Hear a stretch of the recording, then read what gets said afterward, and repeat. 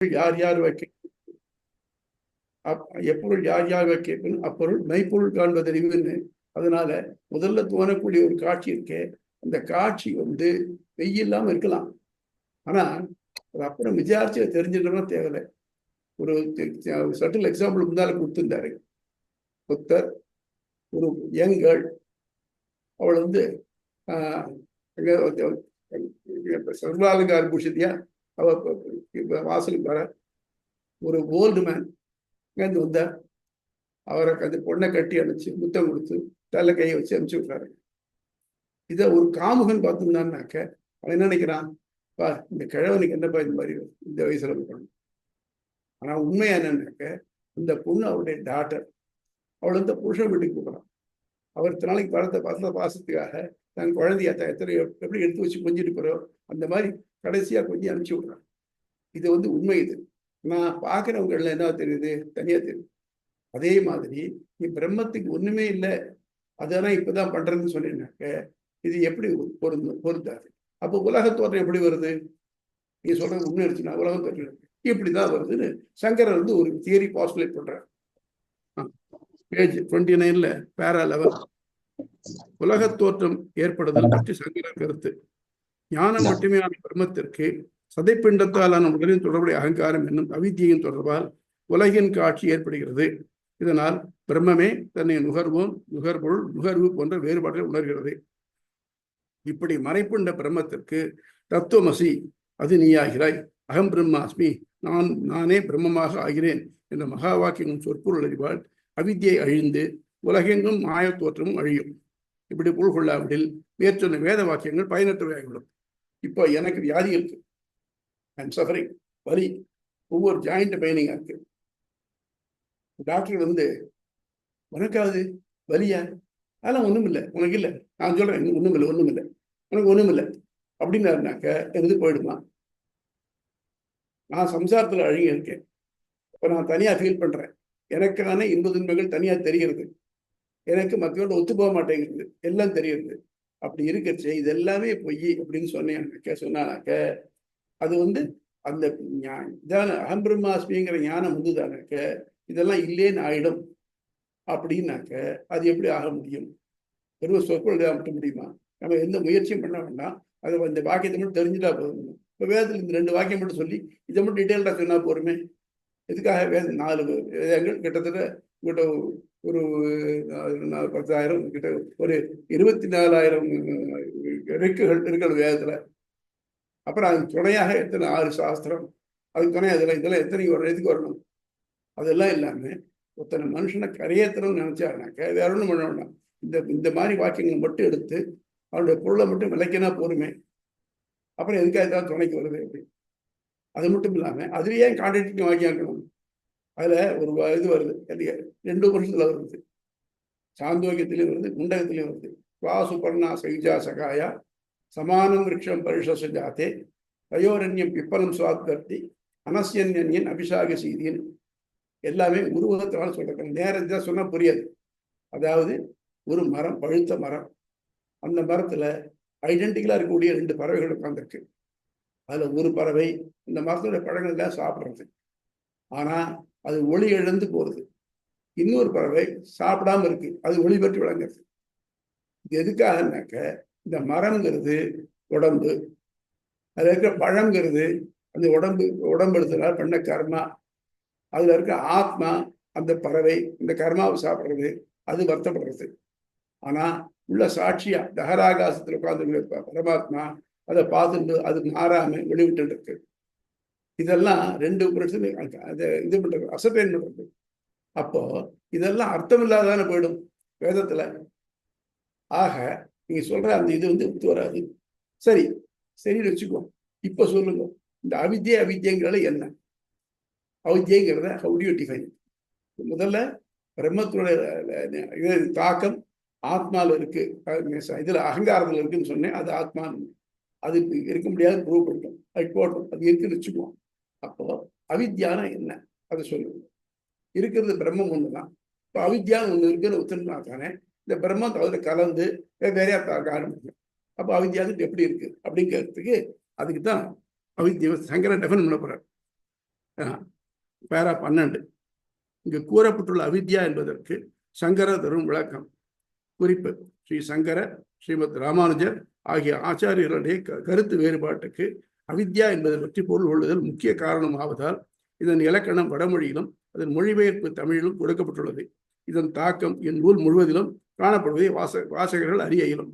இந்த அவித்யா, அஜ்ஞானம், மாயா இதெல்லாம் சினானிமஸ் டெர்ம்ஸ். அதுல அவித்யா வஸ்து ஸ்வரூப திரோதானகரம், ஆந்திர பாஹ்ய ரூப விவித அத்தியாசோபாதனம், சதசத் அனிர்வச்சனீயம். அவித்யா அஜ்ஞானாதிபத வாச்சியம், வஸ்து யாதாத்மிய ஞான நிவர்த்தியம், ஞான பிராக் அபாவாதி ரேகேன பாவரூபமேவ கிஞ்சித் வஸ்து பிரத்யக்ஷ அனுமானாபியாம் பிரதீயத்தை. இந்த சம்ஸ்கிருதத்தில் ஏன்னாக்க அவர் சங்கரர் எப்படி கொடுத்தாரோ அப்படியே சொல்ல வேண்டியிருக்கு. அதுக்காக தான் உங்களுக்கு சொன்னேன். ஏன்னா இதுல ராமானுஜர் மாற்றி தரல, சங்கரோட டெஃபினேஷனை அப்படியே எடுத்து கோட் பண்ணியிருக்கார். அந்த கோட்டிங்ல இப்ப பதாவுரையா சொல்லணுமா. அதுல முதல்ல இருக்கு பாருங்க, என்ன சொல்றது? முதல் இது ஃபர்ஸ்ட் எடுத்த உடனே அவித்யா வஸ்து ஸ்வரூப திரோதானகரம். வஸ்து ஸ்வரூபனா ஒரு பொருளினுடைய மெய்நிலையை மறப்பது. திரோதானம்னா திரை. ஒரு பொருளின் மெய்நிலையை மறப்பது, பண்டங்களின் மெய்நிலையை மறைப்பது. எதை அறிகிறோம் அது அறிய முடியாம மறைக்கிறது, அது அவித்யா நம்பர் 1. அதுக்கு அடுத்தது ஆந்திர பாஹ்ய ரூப விவித அத்தியாசோபாதனம். ஆந்தரனா உள்ள, பாஹ்யன வெளியில, உள்ளும் புறமும் பலபடிப்பட்டதாய் தன்னை ஏறிட்டுக் கொள்வது. அது அதுவா இந்த எழுத்தாவில் பார்க்கிறவாளுக்கு தான் மாற்றி காட்டுற மாதிரி பண்ணக்கூடியது, வெவ்வேறையா காட்டக்கூடியது, தன்னை ஏறிட்டுக் கொள்வது. அப்புறம் சதசத் அனிர்வச்சனியம், இது ஒரு முக்கியமான பாயிண்ட். சத்து இருக்கு, அசத்து இல்லை. அதை இருக்குன்னு சொல்ல முடியாது, இல்லைன்னு சொல்ல முடியாது. உளதென்றோ இல்லதென்றோ கூற இயலாதது. அவித்யை அஜ்ஞானம் சொற்களுக்கு பொருளாய் அமைந்துள்ளது. அதுக்கு என்ன பேரு? அவித்யான்னு சொல்லலாம், இல்லை அஜ்ஞானம் சொல்லலாம். அஜ்ஞானம் சொல்லலாம், அமைந்துள்ளது.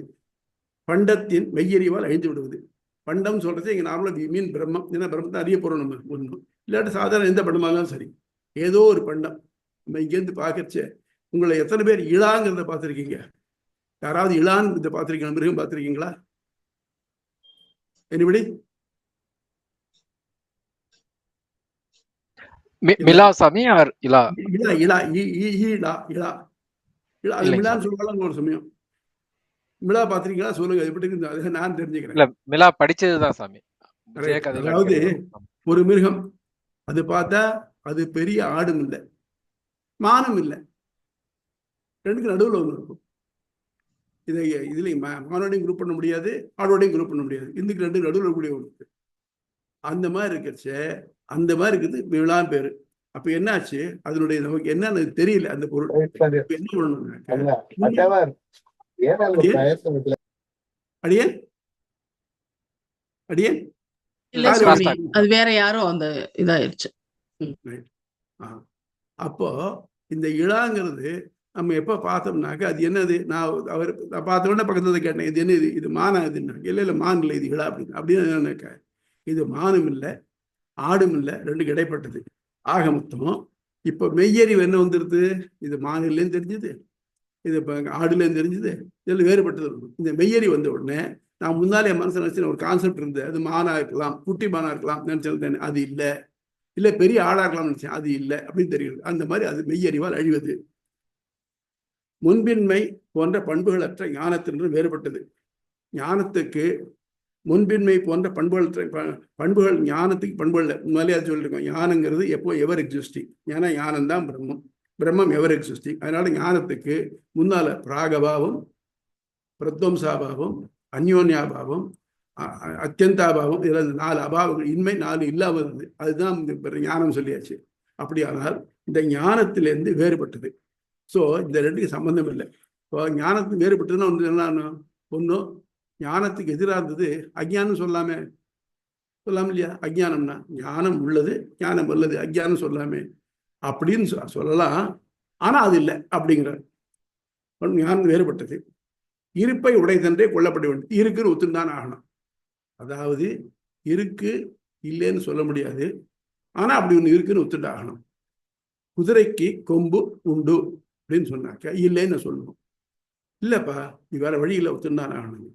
நீ இல்லைன்னு குதிரைக்கு கொம்பு இல்லைன்னு ஒத்துண்டியா சொன்னையானாக்க நான் பின்னால் சொல்ல போற கதை இருக்க, இந்த கதையில அது ஒத்து வராது. அதாவது நீ இப்படி ஒத்துக்கலைன்னாக்க வேதத்தோட வாக்கியங்கள் பொருள் சொல்றச்ச எல்லாம் தட்டும். ஆகவே முதல்ல இந்த மாதிரி ஒரு பாஸ்டுலேட்டை போட்டுனாக்க இந்த இதுல வச்சு பார்த்தேன்னாக்க தெரியும் எதாவது கரெக்டா இருக்கா இல்லைன்னு தெரியும் அப்படிங்கிறது சங்கருடைய கான்செப்ட். இருப்பை உடையதுன்றே கொல்லப்பட வேண்டியது. பண்டங்களின் புலனறிவு அனுமானம் இவற்றால் அறியப்படுவதே அறிவித்தியாகும். அது என்ன ஆகும்னாக்க பண்டங்களின் புலனறிவு, இப்போ நான் சொன்னேன் இல்லையா முந்தின உதாரணம் இளாங்கிறத நான் நேர பார்க்கிறேன். ஸோ எனக்கு முன்னாடி என்ன வருது, அது மானா இருக்கலாம் தோணுச்சு, அது அவித்தியை. இப்போ நேர பார்த்துட்டேன், அது அவித்தியை, அது எது இல்லை, அது இளான்னு தெரிஞ்சு போச்சு. ஸோ இதனால என்னாச்சு, அது இப்போ இல்லாமல் போயிட்டது. இவற்றால் அறியப்படுவதே. ஆக எனக்கு இந்த முன்னால இருந்தது, எனக்கு இது அறியாமல் இருந்தது இந்த அவித்தியை, அவித்தியாகும். நாம் இவ்வாறு இதை கொள்ளாவிடில் வேத வாக்கியங்கள் பயனற்றதாகும். நம்ம இந்த மாதிரி ஒரு இன்சர்ட் பண்ணிக்கலனாக்க, ஒரு தியரி கொண்டு வந்துக்கலனாக்க வேத வாக்கியம் சொல்றது நம்ம அர்த்தம் இல்லாமல் போயிடும் அப்படிங்கிறது சங்கருடைய கான்செப்ட். இது புரியுறதா? இது முக்கியமான பாயிண்ட். தயவு பண்ணி கொஞ்சம் கான்சென்ட்ரேட் பண்ணி பாருங்க, தெரியல கேளுங்க. சுவாமி இன்னொரு தடவை அவித்தியா அந்த எல்லாத்தையுமே கொஞ்சம் ஒரு இன்னொரு தடவை விளக்க முடியும்? Okay, very good. நீங்க எத்தனை காசு கவலைப்படாதீங்க, இது கேட்கறதுக்கு யோசனை பண்ண வேண்டாம். அவங்க எனக்கு விளக்க வேண்டியது என்னுடைய பொறுப்பு. ஒவ்வொரு லெவல்லையும் எது உண்மையா இருக்கோ அது இல்லைன்னு பண்றது அவித்தியை. ஆமா, நான் என்ன நினைக்கிறேன், அது இழா. என் மனசு என்ன தோன்றது, மான். ஆக அவருடைய மெய்நிலையை மறைப்பது. புரிகிறதா? முதலது. ரெண்டாவது, உள்ளும் புறமும் பலபடிப்பட்டதாய் தன்னை ஏறிட்டுக் கொள்வது. உள்ளும் புறமும் நான் அர்த்தம் இருக்க, நம்ம யார் பார்க்கிறாளோ அவளுக்கோ இந்த பார்க்கக்கூடிய வஸ்துலையோ எனக்கு உள்ள என் மனசுல எனக்கு நான் முன்னால் மானை பார்த்துருக்கேன், ஆனால் இதை பார்த்து அது மாதிரி தான் தெரிகிறது. ஆகவே நான் இதை மான்னு நினைக்கிறேன். இது என் மனசுல ஏற்படக்கூடிய அவித்தியை. உள்ளம் புறமும் பலபடிப்பட்டதாய் தன்னை, பலபடினா எத்தனையோ இருக்கலாம். அப்போ நான் என்ன சொல்றேன், மானுக்கு என்னெல்லாம் குணங்கள் உண்டோ அது எல்லாத்தையும் இது மேலே ஏறிட பார்க்கிறேன். நான் என்ன சொல்றேன், இதை பார்த்தா இது கொம்பு சின்னதா இருக்கு, கழுத்து நீளமா இருக்கு, ஆட்டோட பெருசா இருக்கு போல் இருக்கு, மேல புள்ளி இல்லை, இது மானா இருக்குமோ, புள்ளி இல்லாத மானா இருக்குமோ அப்படின்னு எல்லாம் என் மனசுலையும் ஏற்படுறது. அது மேல பார்க்குற பொருள்லேயும் அது மாதிரி தெரியறது இருக்கு. உள்ளும் புறமும் பலபடிப்பட்டதாய் தன்னை ஏறிட்டுக் கொள்ளுது. இது எதனால? அவித்தியினால. உளதென்றோ இல்லதென்றோ கூற வேறாது. சரி, இது இருக்குனாக்க ஆமாப்பா இது அவித்தியை தான் அப்படின்னாக்க என்ன ஆகும், அவித்தியைன்னு ஒண்ணு இருக்குன்னு ஒத்துணுட்டோம். இனிஷியல் பாஸ்டுலேட்டர்னு நமக்கு பிரம்ம தத்துவத்து வேற எதுவும் கிடையாது அப்படின்னு. இப்போ அவித்தியங்கிறது உள்ளதுன்னு ஒத்துணுட்டோம்னாக்க பிரம்மம் ஒன்றும் அவித்தியை ஒன்றும், இந்த ரெண்டு மிக்சர் தான் உலகம். இது சரியா வந்துடும். ஆனால் அப்படி இல்லை, பிரம்மத்துவத்து வேற எதுவும் இல்லைங்கிறதுனால உளதென்றோ இல்லதென்றோ அதனால இருக்குன்னு சொல்ல முடியாது. சரி, இவ இல்லைன்னு விட்டா என்ன பண்றது? அப்புறம் உலகத்தை எப்படி எக்ஸ்பிளைன் பண்ண முடியும் எனக்கு? அதனால இருக்குன்னு எடுத்துக்கலாம், இல்லைன்னு எடுத்துக்கலாம், சமயத்துக்கு எது மாதிரி எடுத்துக்கலாம். அதை அவித்யை அஜ்ஞானம் உரிய சொற்களுக்கு பொருளாய் அமைந்துள்ளது. இதனால சொல்றோம், நார்மலா வித்யங்கிறதுக்கு முதல்ல பொருள் தெரிஞ்சோம்னா இதுக்கு அவித்யங்கு தெரியும். வித்யா யா வித்யா சா விமுக்தையே. வித்யைன்னா என்ன அர்த்தம்னா, எது முக்தியை தரக்கூடியதோ அதுக்கு பேர் வித்யைன்னு பேர். இப்ப நம்ம பூரா பார்க்க போறத 32 வித்தியை கொடுத்துருக்கு. பிரம்மத்தை அறியறதுக்கு 32 வித்தியைகள் கொடுத்துருக்கு. வைஸ்வானர் வித்யா, தகர வித்யா, பூம வித்யான்னு இந்த வித்தியைகள்ல அதுதான் மெயினலே சொல்றது. இப்ப நம்ம மற்ற எல்லாம் லோகத்துல படிக்கிற வித்தியன்னு இது எல்லாமே மாறக்கூடியது. ஆனா இதுல சொன்ன 32 வித்தியை மாறவே மாறாது, என்னைக்கு மாறாது.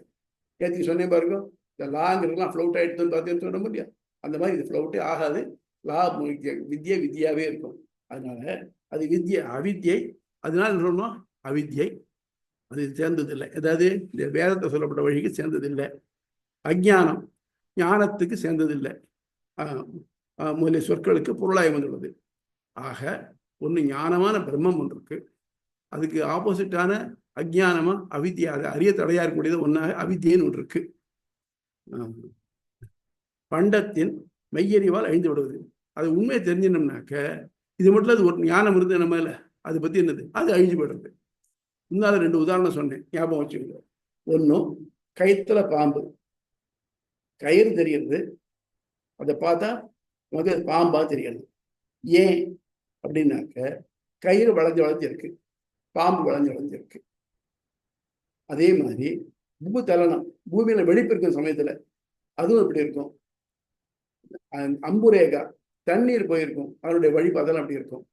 நமக்கு 2 கண்டா இருட்டுல பார்த்தோம்னாக்க நமக்கு உடனே நம்ம மைண்டு சப்கான்சியஸ் மைண்ட் நம்ம இது பண்றது, உடனே வார்ன் பண்றது, பாரு அங்க ஏதோ ஒரு பொருள் இருக்கு பத்தியா, வளைஞ்சு வளைஞ்சிருக்கு பத்தியா, அது பாம்பா இருக்கும், நீ அதுக்கிட்ட போனேன்னா அது ஒன்று கடிச்சிடும்.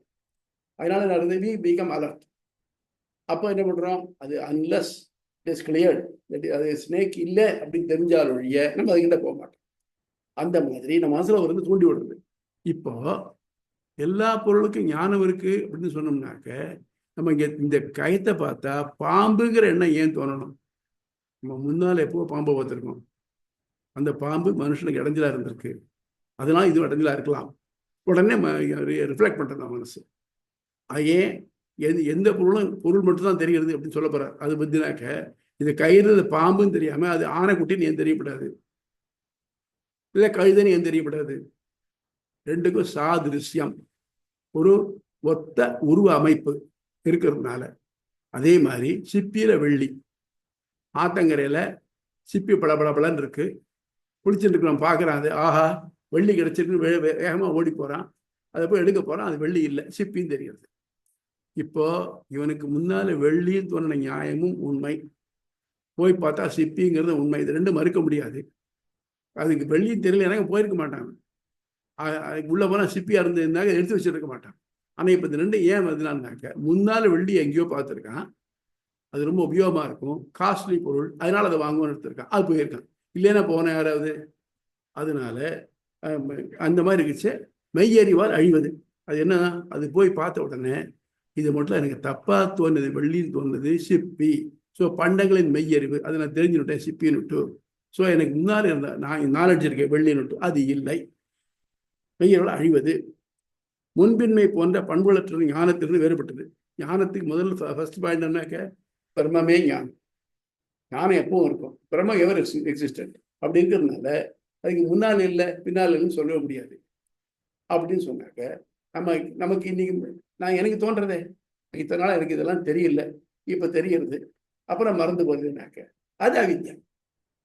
எனக்கு இத்தனை நாளா ஸ்கூல்ல படிக்கிற மட்டும் எனக்கு கால்குலேஷனும் தெரியாது, படித்தேன் தெரிஞ்சுது, இப்போ ஓரளவுக்கு அதில் மார்க் வாங்கி பாஸ் பண்ணிட்டேன், ஆச்சு இத்தனை வருஷம் ஆச்சு, 60 வருஷம் ஆச்சு. இப்போ போய் நீ அதை கணக்கு கொடுத்தா போட தெரியலையே, ஏன் தெரியல, ஏப்பா ஞானம் வந்ததுங்கிறியே, எப்படி போச்சுன்னாக்க வயசாச்சு, மறந்து போச்சு. ஆக எனக்கு ஏற்படுற ஞானமானது முன்னால் இல்லாம இருந்தது, இடையில வந்தது, இப்போ போயிடுது. அது முன்பின்மை பின்பு எனக்கு இருந்தது. இந்த முன்பின்மை பின்பின்மையா தோன்றது அவித்யை. இருப்பை உடைந்து கொல்லப்பட வேண்டியது. இப்படி ஒண்ணு இருக்குன்னு ஒத்துண்டாகணும். இந்த மாதிரி ஒண்ணு இல்லைன்னாக்க நம்ம பண்ண முடியாது. பண்டங்களின் புலனறிவு, அந்த எதை பத்தி நம்ம பார்க்கிறோமோ அதனுடைய புலனறிவு, நம்ம நேர பார்த்து பிரத்யட்சமா பார்த்து இதுக்குரிய புலனறிவு இல்லை அனுமானம். அப்புறம் அனுமானம் சொல்றது, இது வந்து நான் ஆத்தங்கிறேன், இங்க வந்து வெள்ளி வரதுக்கான பிரமேயமே இல்லை. அப்படி இருக்கிறச்சே அது எப்படி இருக்கும், வெள்ளி இருக்குன்னா வேற எங்கேயாவது நகை கடை பக்கத்தில் எங்கேயாவது இருந்திருக்கலாம், அது வந்து இங்கே எப்படி இருக்கும், அனுமானத்தினால நான் வேணாம், நான் ஓட வேண்டாம், இது வந்து சிப்பி தான், வெள்ளி இல்லை அப்படின்னு என்ன எனக்கு வருமானால் அனுமானத்தில் அது இல்லைன்னு அனுமானம் இவற்றால் அறியப்படுவதே அவித்தியாகும். இப்படி பண்ணினாதான் அவித்யை. எனக்கு இருந்த ஒரு தவறான அறிவு இது இப்படி இருந்தது, இது இதனால மாறுபட்டது அப்படின்னு நமக்கு ஒரு முடிவுக்கு வரும். புரியுறதா? சுவாமி, இந்த ஒரு நிமிஷம், இருப்பை உடையதென்றே கொள்ளப்பட வேண்டியது அப்படின்னு சொன்ன, இது வந்து கடைசி பாயிண்ட்ல வந்து பண்டங்களின் புலனறிவு அனுமானம்ங்கிறது அது சொன்னீங்க. இந்த வெள்ளிங்கிறது ஆத்தங்கரையில வந்து இருக்காது, அது வந்து நமக்கு அனுமானம் தெரியும், கனக கடை பக்கத்துல தான் இருக்கும், அதனால அதை பத்தி அது அனுமானத்தை வச்சு நம்ம கண்டுபிடிச்சுக்கலாம், அதை வந்து இது பண்ணிக்கலாம். இந்த இருப்பை உடையதென்றே கொள்ளப்பட வேண்டியது அப்படிங்கிறதுக்கு ஏதாவது ஒரு அது என்னன்னு இன்னொரு வாட்டி விளக்க முடியுமா? 7வது point. He makes a rule. You have to accept it like this. இந்த டெஃபினேஷன் என்ன கொடுக்கிறேனோ இந்த டெஃபினேஷன் மாதிரி ஒத்துண்டாகணும். அப்பதான் உங்களுக்கு இதை பின்னால் மற்ற விளக்க முடியும். ஒரு நிமிஷம் அம்மா, நீங்க சொல்றேன் இது பண்ணாதீங்க, நீங்க மேத்ஸ் படிச்சிருக்கேடா கொஞ்சமாவது? ஆம் மேக்ஸ் படிச்சிருக்கேன் சார். மேக்ஸ் தான் நானு. மேத்ஸ் தானே? சரி. ஆமா. இன்டெக்ரல் லாக் எக்ஸ் என்னது? ஐயோ கேன் யூ டூ இட்? பண்ண மாட்டேன், முடியாது சார். டிஃபரன்சியேஷனாவது ஞாபகம் இருக்கு, இன்டகிரேஷன்லாம் ஞாபகம் இல்ல. 1/x எதுவும் தெரியும். Log x divide log x 1/x சொல்லிட்டு வரணுமா? ஆமா 1/x தெரியும். தெரியல. ஸோ இந்த லாக் எக்ஸ் இன்டகிரேட் பண்ணணும்னாக்க லாக் எக்ஸ் இன்ட்டு 1 வச்சுக்கணும். அதை பார்ஷியல் இன்டகிரேஷன் தான் பண்ணணும். அதனால x log x plus x வருது. அந்த 1 கொண்டு வந்துடுறோம் பாருங்க, அப்படி வச்சுட்டா தான் அதுக்கு வழி வரும், இல்லாட்ட முடியாது. நல்ல வேலையை நீங்கள் மேத்ஸ் படித்து உங்களுக்கு சொல்றது ஈஸியாக முடிஞ்சது. மற்ற எல்லாத்தையும் சிலது இப்படி எடுத்துட்டா தான் சரியா இருக்கும், இல்லாட்ட முடியாது. புரியுதா? ஓகே. புரியுது. புரியுது. You have to take it like that. சில விஷயங்களை வந்து எஸ்பெஷலி ஐடென்டிட்டிஸ் எல்லாம் போட்டிங்கன்னா பார்த்தீங்கன்னாக்க சில இடத்துல சில டீவியேட் ஆகணும். இது எப்படி தான் வச்சுக்கணும், இது எப்படி தான் வச்சுக்கணும். நிறைய இடத்துல ப்ரூவ் தட் எல்ஹெச்எஸ் ஆர்ஹெச்எஸ்னாக்க எல்ஹெச்எஸ் ப்ரூவ் பண்ண முடியாது, ஆர்ஹெச்எஸ் ப்ரூவ் பண்ண விட்டுருக்க சமயத்தில். அதனால இது ஏன் விட்டுன்னா அப்படித்தான் அது ஒத்து விடுறதுக்கு அந்த இதுக்கு இதாகிறதுக்கு முடியும், இல்லாட்ட முடியாது. அப்படிங்கிறதுனால இருப்பை உடைந்து ஒத்துக்கொள்ளப்பட வேண்டும் அப்படின்னு சங்கரர் வந்து நமக்கு அடிச்சு சொல்றாரு. புரியுதா? let us take as it is. Yes, you should take it as it is. அது வந்து கொஸ்டின் பண்ணாதே அப்படிங்கிறார். ரைட். இதே போன்று அவித்யாவுக்கு எதிரடையான ஞானத்தின் தன்மைகளும் வேறுபடுகின்றனர். இது அவித்யா சொல்லியாச்சு. இப்போ இதுக்கு அகென்ஸ்டா இருக்க ஞானம்னு ஒன்று இருக்கு, அது எப்படி இருக்கும் அப்படிங்கிறதுக்கு இவ 2 பேருக்குள்ளுமே ஒரு கன்ஃபியூஷன் இருக்கு. ஸ்ரீ சங்கரர் கருத்துப்படி பண்புகள் ஏதுமற்று தூய ஞான உருவே பிரம்மமாகும். அது என்றும் உள்ளதால் அதற்கு முன்பின்மை பின்பின்மை போன்றவை ஏற்படாது. தன்னையே ஜீவனாக பிரமிக்கும் பரமாத்மாவிற்கு இந்த பிரமிப்புக்கு காரணமாக அவித்தியின் அழிவே உலகென்னும் பல்பொருள் காட்சியை நீக்கி முக்தி எனும் நிலையை தரும். ஒரு சின்ன எக்ஸாம்பிள் கரெக்ட் எக்ஸாம்பிள் எங்கேயோ நான் சொல்றேன். ஒரு ஒயிட் லைட் இருக்கு, அதை சுத்தி நிறைய வெவ்வேறு கலர்டு கிளாஸ் லைட்ஸ் இருக்கு, பச்சை நீலம் மஞ்சள் எல்லாம் இருக்கு. அப்போ அதில் வெளியில வர லைட் எல்லாம் பார்த்தீங்கன்னாக்கா அந்தந்த கிளாஸில் விழுந்தது அந்தந்த கலர்ல வரும். இப்போ என்ன ஆகுது? சப்போஸ் நான் அந்த அந்த லைட்டை நோக்கி போய்கொண்டு ஒரு பூச்சி ஒரு கொசு வச்சுக்கிறேன். நான் இப்போ நீல கலர்ல போயிட்டு இருந்தேன்னாக்க அது லைட் நீளம் தான் நினைச்சுட்டு இருக்கேன். எது மட்டும் அந்த நீளங்கிற ஸ்லைடை தாண்டி போற மட்டும் அந்த மாதிரி வச்சா தான் அது. ஆனா அந்த லைட் எப்பவும் இருக்கு, அது நீளமாகவோ பச்சையாகவோ இல்லை, இப்படித்தான் இருக்கு. அந்த ஸ்லைடு எடுத்தாச்சுனாக்க ஒயிட்டா போயிடும். அப்படிங்கிறது முன்பின்மை பின்மை போன்றவை ஏற்படாது. தன்னையே ஜீவனாக பிரமிக்கும் பரமாத்மாவிற்கு அந்த பிரமிப்புக்கு காரணமாகும் அவித்திய அழிவு. அதாவது ஆத்மா அப்படின்னு சொல்றமே, அது ஜீவாத்மாவாக இருக்கட்டும் பரமாத்மாவாக இருக்கட்டும், அந்த ஆத்மாங்கிறது பிரம்மம், அது ஞானமே ஆனது.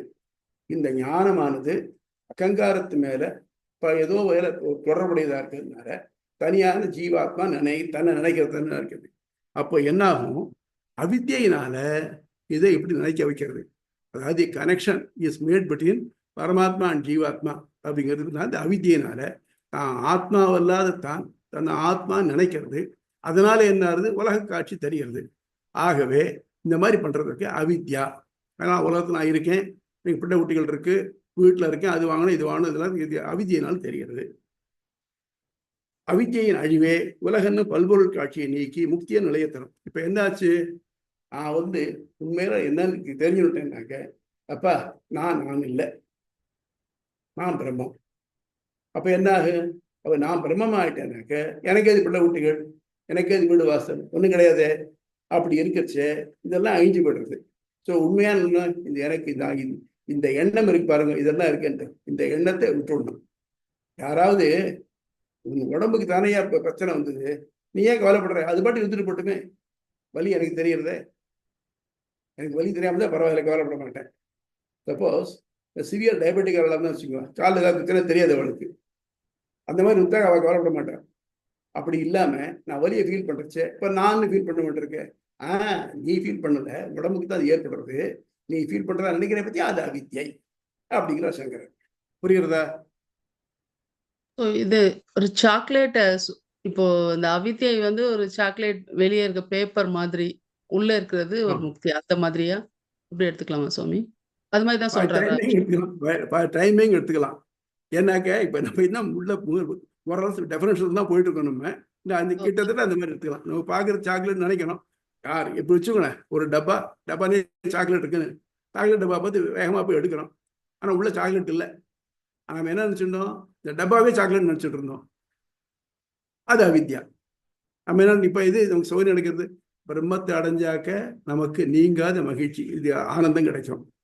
ஆனால் அவித்யினால இந்த உலகத்துல இது அடைஞ்சா எனக்கு ஆனந்தம் கிடைக்கும், இது அடைஞ்சா ஆனந்தம் கிடைக்கும் நினைச்சுட்டு இருக்கோம். இது அவித்யா.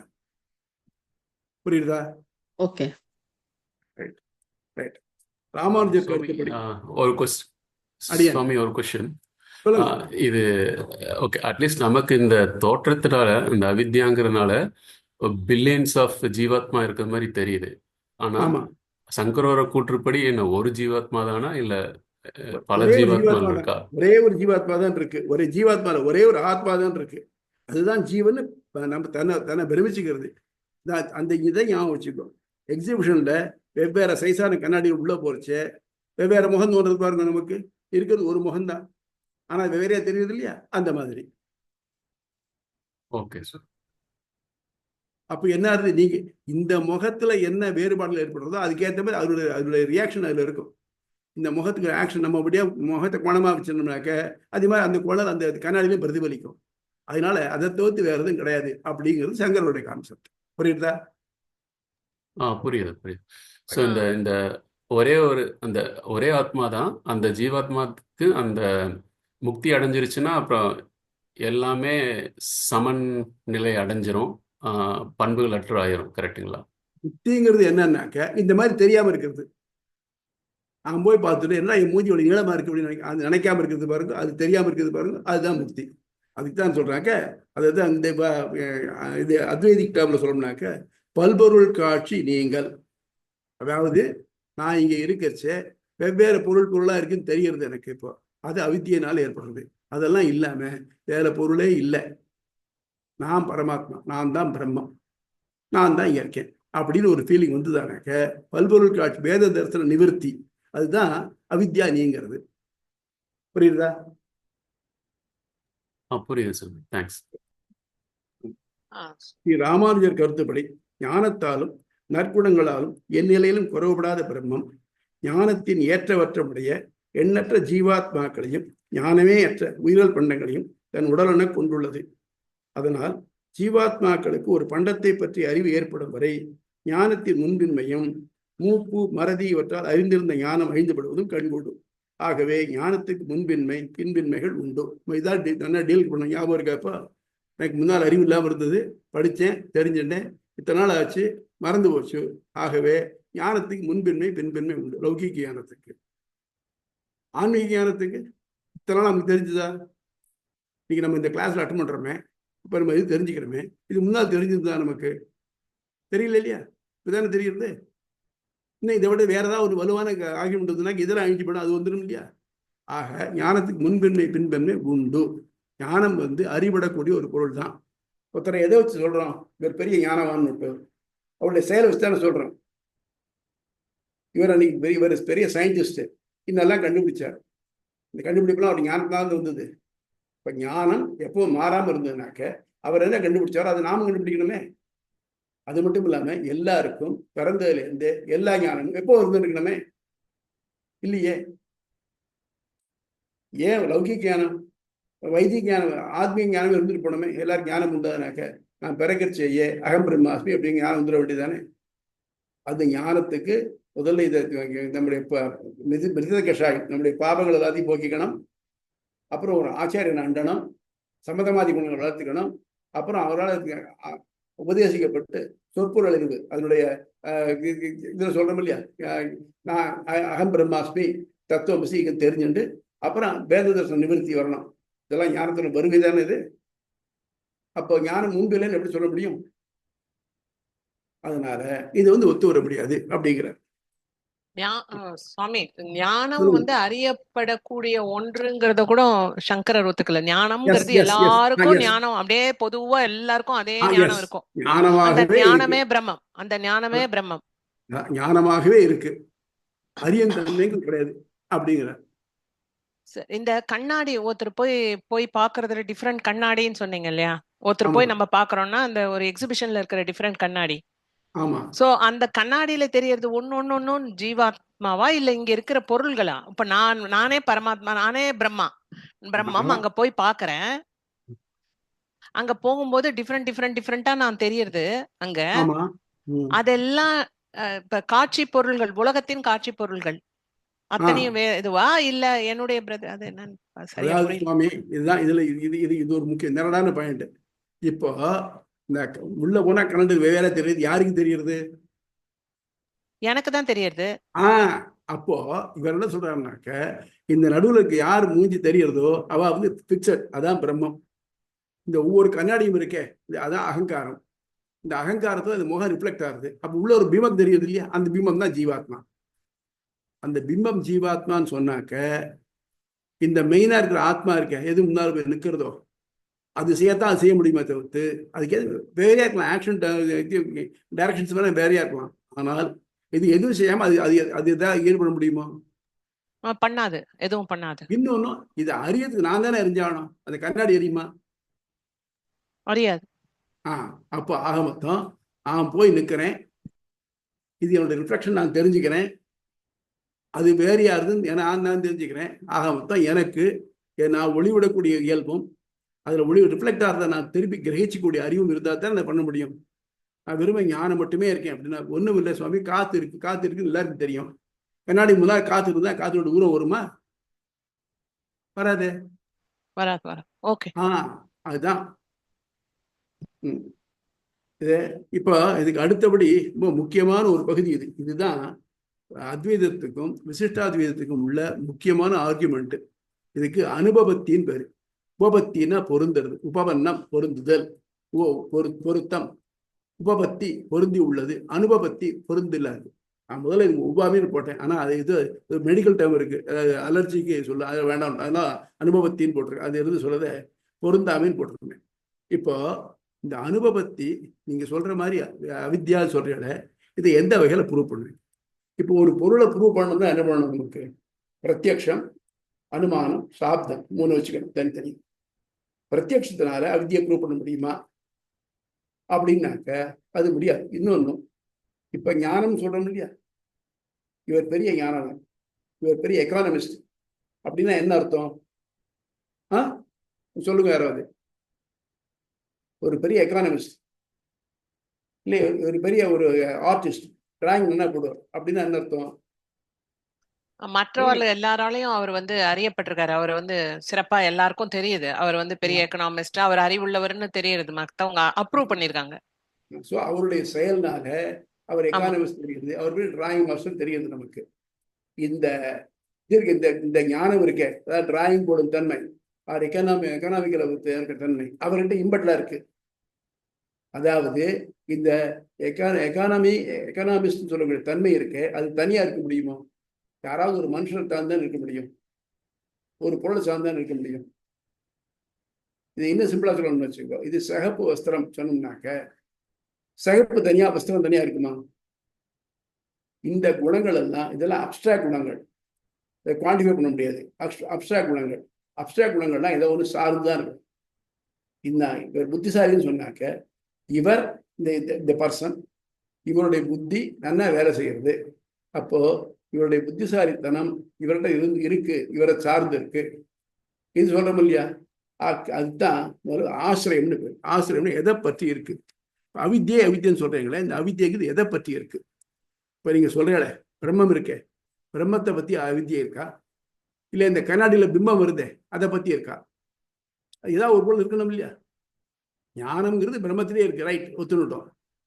அவித்தியங்கிறது எதை பத்தி இருக்கு அப்படின்னு கேட்கிறேன். அதான் முதலது நம்பர் 1, ஆசிரிய அனுபவத்தி, பற்றுக்கோடு பொருந்தாமை. உள்ளதென்றோ இலதென்றோ சொல்ல முடியாது அவித்தியை முதலில் உள்ளது என்றே கொள்ளும். சரி, கேசஸ் ஒன்னொன்னா எடுத்துக்குவோம். அது அந்நிலையில் அது சார்ந்தது எதை? எதுல இருக்கு அவித்தியங்கிறது? ஜீவாத்மாவையா அல்லது பரமாத்மாவையா? ஜீவாத்மான்னு சொன்னாக்க ஜீவாத்மா ஒன்று கிடையாது, பிரம்மத்து நேரம் தான் அது விடுறது, அதுதான் ஜீவாத்மா ஆகுது அப்படின்னாக்க இல்லாத ஒன்றை அவித்தியை சார்ந்திருக்க முடியுமா? ஜீவாத்மாவை சார இயலாது. ஏனெனில் தங்கள் கருத்துப்படி ஜீவாத்மா என்ற ஒன்று இல்லை. மாறாக பரமாத்மாவையும் சார இயலாது. ஏனெனில் தன்வழி படைத்த அது நெருங்குகையிலேயே அவித்யா அழிந்துவிடும். பரமாத்மா இப்போ ஒளியா இருக்கக்கூடியது, ஞானமாகவே இருக்கக்கூடியது. அவித்யங்கிறது இருட்டு. அங்கே போனால் ஒளிகிட்ட இருட்டு போக முடியுமா?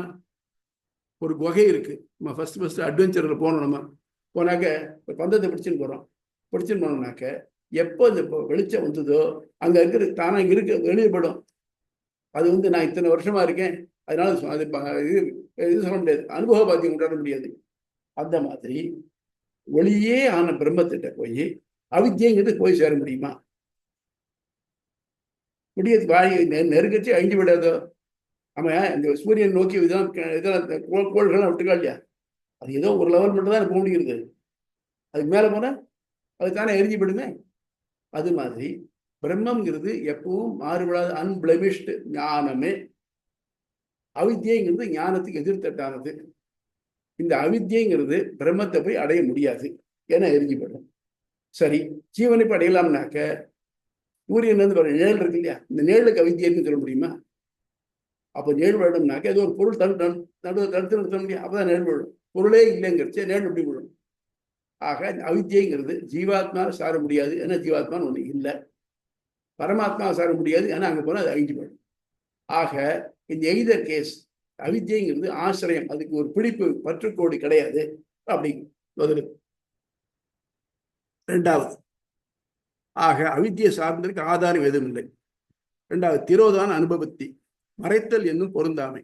மறைப்பு என்பது என்ன? ஏற்கனவே உள்ள ஞானத்தை மறைக்கிறதா அல்லது ஞானம் உண்டாவதையே தடுக்கிறதா?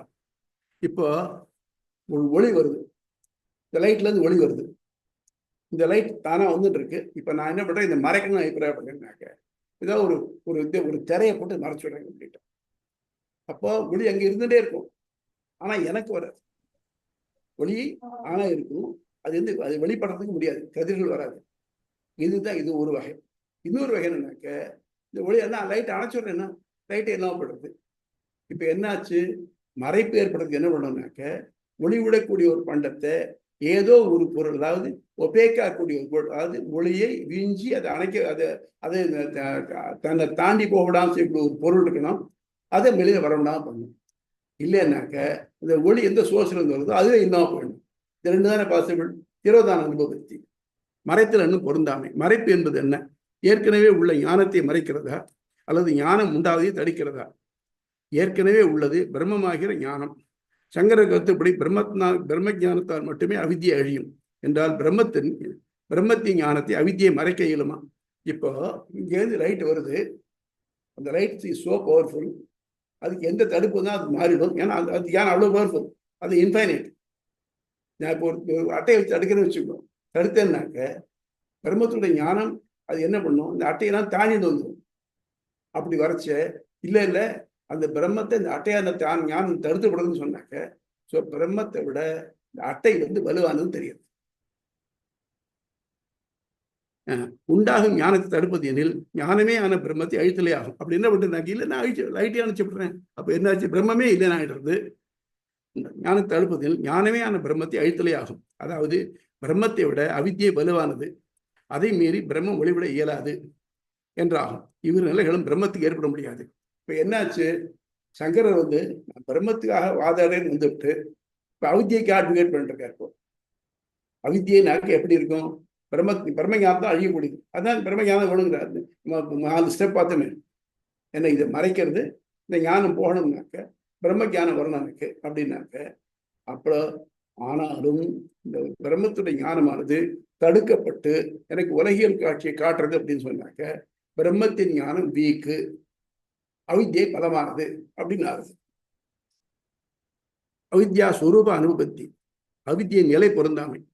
எதற்கு நிலக்காகாத, எதரையும் சார்ந்திராத தன்வழி படைத்த பிரம்மம் அவித்யால் பல்பொருள் காட்சி அடைகிறது எனில் அக்குறைபாடு எப்படிப்பட்டது? மெய்யா அல்லது பொய்யா? மேலும் குறைபாடு எதில் உள்ளது? பார்ப்போர் இடத்துல அல்லது பார்க்கப்படும் பொருளிலா? இது ஊர்காரம். இது ஒரு முக்கியமான பாயிண்ட். இப்போ அவித்யை இந்த மாதிரி இருக்கு அப்படின்னு சொல்லணும்னாக்க எப்படி வருது? இப்போ பிரம்மத்துக்கு அவித்யினால பல்பொருள் காட்சி தெரிகிறது. ஆகமத்தை என்ன பண்றது, நான் எதையோ பார்க்குறேன், அது வந்து தவறா தெரியறது எனக்கு. தவறா தெரியறதுனாக்க, நான் பார்க்கிறவன் இந்த இருக்கேன், இந்த பொருள் பார்க்கப்படும் பொருள் அங்க இருக்கு, எனக்கு காட்சிங்கிற ஃபீலிங் இருக்கு.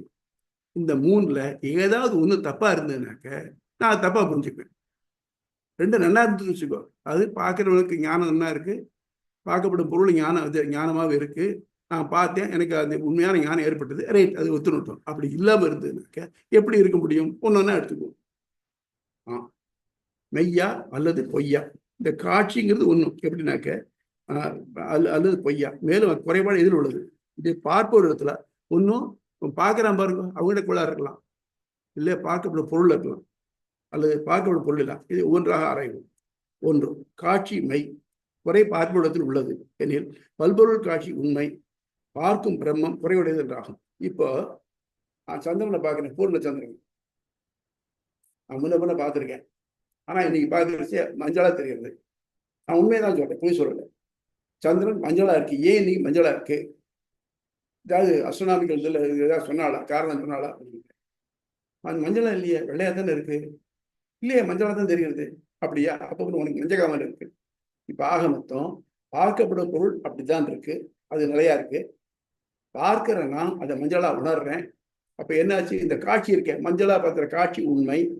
அப்ப என்ன ஆச்சுனாக்க குறை எங்கிட்ட இருக்கு. அதனால நான் வெள்ளையா பார்க்கக்கூடிய ஒரு பொருள் எனக்கு மஞ்சளா தெரியறதுனாக்க எங்கிட்ட பார்ப்போர் இடத்துல குறை உள்ளது. இந்த காட்சி இருக்க மஞ்சளா தெரிஞ்ச அது மெய் அப்படின்னு இருக்கேன். குறை பார்ப்போர் இடத்துல உள்ளது என்றால் பல்பொருள் காட்சி உண்மை, பார்க்கும் பிரம்மம் குறையுது. அப்ப என்ன ஆகுனாக்க, அந்த பொருள் படியே இருக்கு, நான் பார்க்கறதான் தப்பா பார்க்குறேன் அப்படின்னாக்க இந்த பிரம்மன் தானே ரிஃப்ளெக்ட் ஆகுது எல்லாத்தையும். இந்த உலகம் அப்படித்தான் இருக்கு. இதை உலகமா பார்க்கறது யார் பார்க்கிறா? இது பார்க்கிறான்னாக்க யார் பார்க்கிறா? பிரம்மத்துக்கு ரிஃப்ளெக்ஷன் பார்க்கறது. ஆகவே பிரம்மன் தான் குறைவுடையதா இருக்கு, உலகம் உண்மையா தான் இருக்கு. ஆனா இது பார்க்கறது இது தப்பா தெரியுது இருக்கு அப்படிங்கிறது. அடுத்தது இரண்டாவது கேஸ், காட்சி மெய், குறை பார்க்கப்படும் பொருளில் உள்ளது என்று சங்கரர் கருத்துப்படி பிரம்மம் தவிர்த்து வேறு எதுவும் இல்லை என்பதால் பார்க்கப்படும் பொருள் எவ்வாறு இருக்கப்படும்? காட்சி மை வாஸ்தவம். எனக்கு சந்திரன் வெள்ளையா தான் தெரிகிறான், ஆனா அந்த பொருள் இருக்க, அது இருக்க, சந்திரன் இருக்க, அது ஏதோ காலத்துல மஞ்சளா தெரியுது. அதனால அப்போ குறை எங்கிட்ட இல்லை, நான் உண்மையா சொல்றேன், மஞ்சளா தெரியுதுன்னு. என் கண்ணு நல்லா இருக்கு, டெஸ்ட் பண்ணிட்டேன், எனக்கு இதெல்லாம் இல்லை, நான் மஞ்சள் காமாலி இல்லை. அப்ப என்னாச்சு? சந்திரன் குறைவுடையதுன்னு ஆகுது. அப்போ சந்திரன் இருக்கு, ஆனா அது குறைவோடு இருக்கு. கருத்துப்படி உலகம் இருக்கு, ஆனா குறைவோடு இருக்கு. ஆனா அத்வைதப்படி உலகமே இல்லை, இல்லாத ஒண்ணு இருக்குதா தோன்றது. அப்ப இல்லாத ஒரு பொருள்ல கோளாறு இருக்குன்னு எப்படி சொல்ல முடியும்? முன்ன பின்ன பார்க்காத ஒரு பொருள் இது குறைவுடையதுன்னு எப்படி சொல்ல முடியும்? இது சொல்றாளே கடவுள் இல்லை அப்படின்னு சொல்ற மாதிரி. எது இல்லைன்னு சொல்றேன்? கடவுள் இல்லைன்னு சொல்றேன். கடவுள்னா என்ன? அதை முதல்ல ப்ரூவ் பண்ணா நெகேட் பண்ண முடியும்.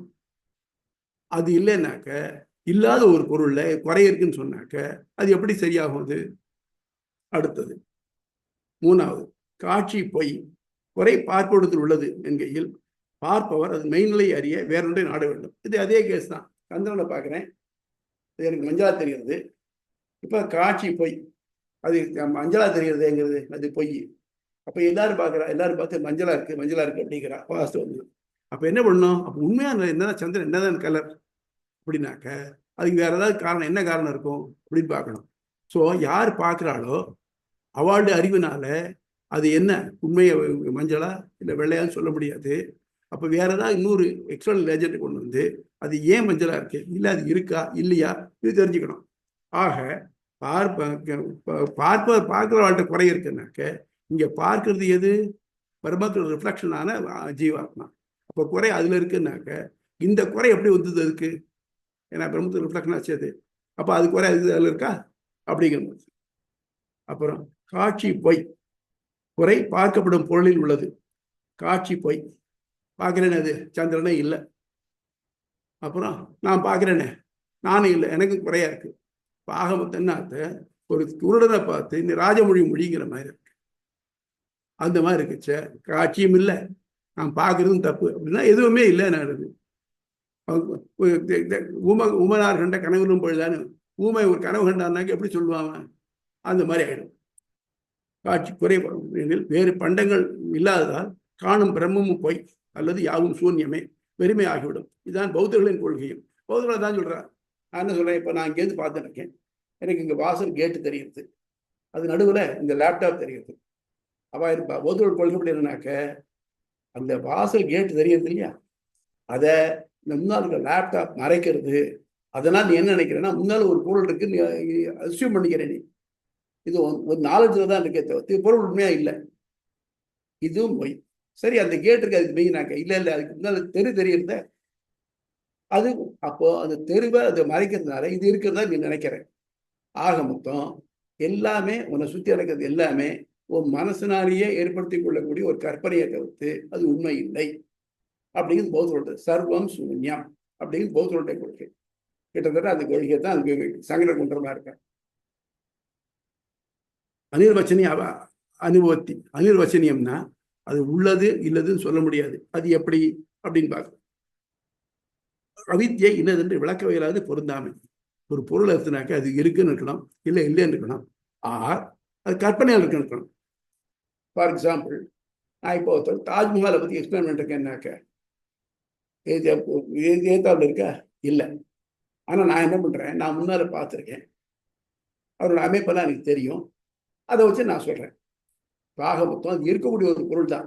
என்னன்னாக்க இங்கே இல்லை, எங்கேயோ இருக்கு, அதை நான் பார்த்துருக்கேன்.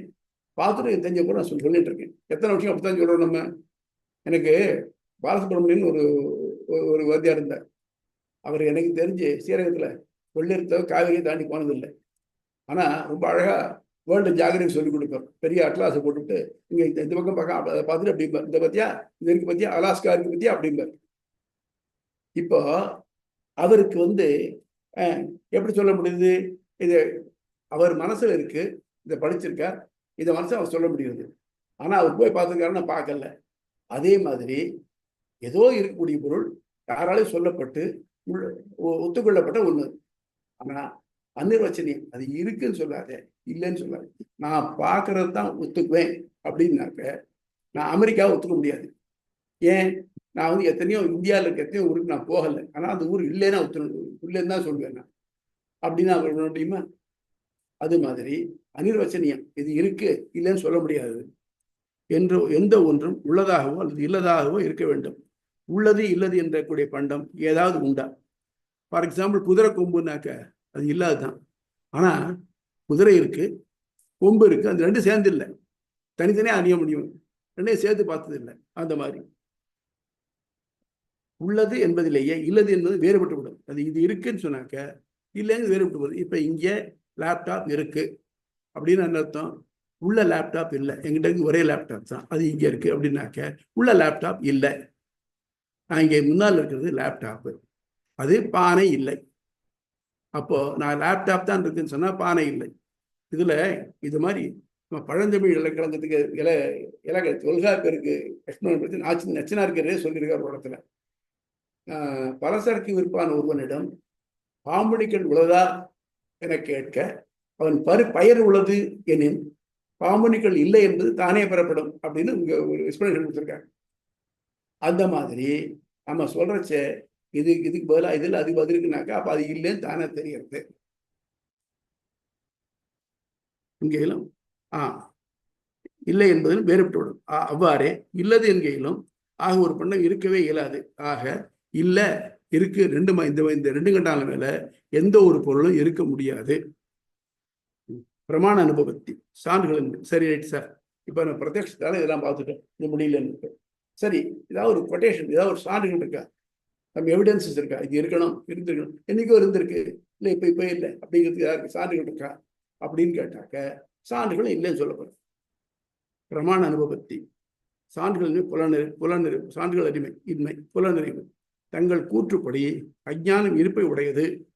பாவரூபமேவ பார்த்தோம் இல்லையா, 12.1 பார்க்க பிரம்மம் இருப்பு உடையது.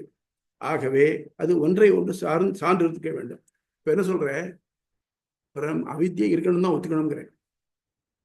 பிரம்மம் எப்பயும் இருக்கு, நம்ம எல்லாரும் ஒத்துணுட்டோம். அவித்யை இருக்கக்கூடியது சொல்லணும்னாக்க அது ரெண்டு இன்டர்டிபெண்டா இருக்கணும். இது அவித்யை இல்லை அப்படின்னு சொன்னேன்னாக்க பிரம்மத்துக்கு அவித்யை ஏற்பட இயலாது.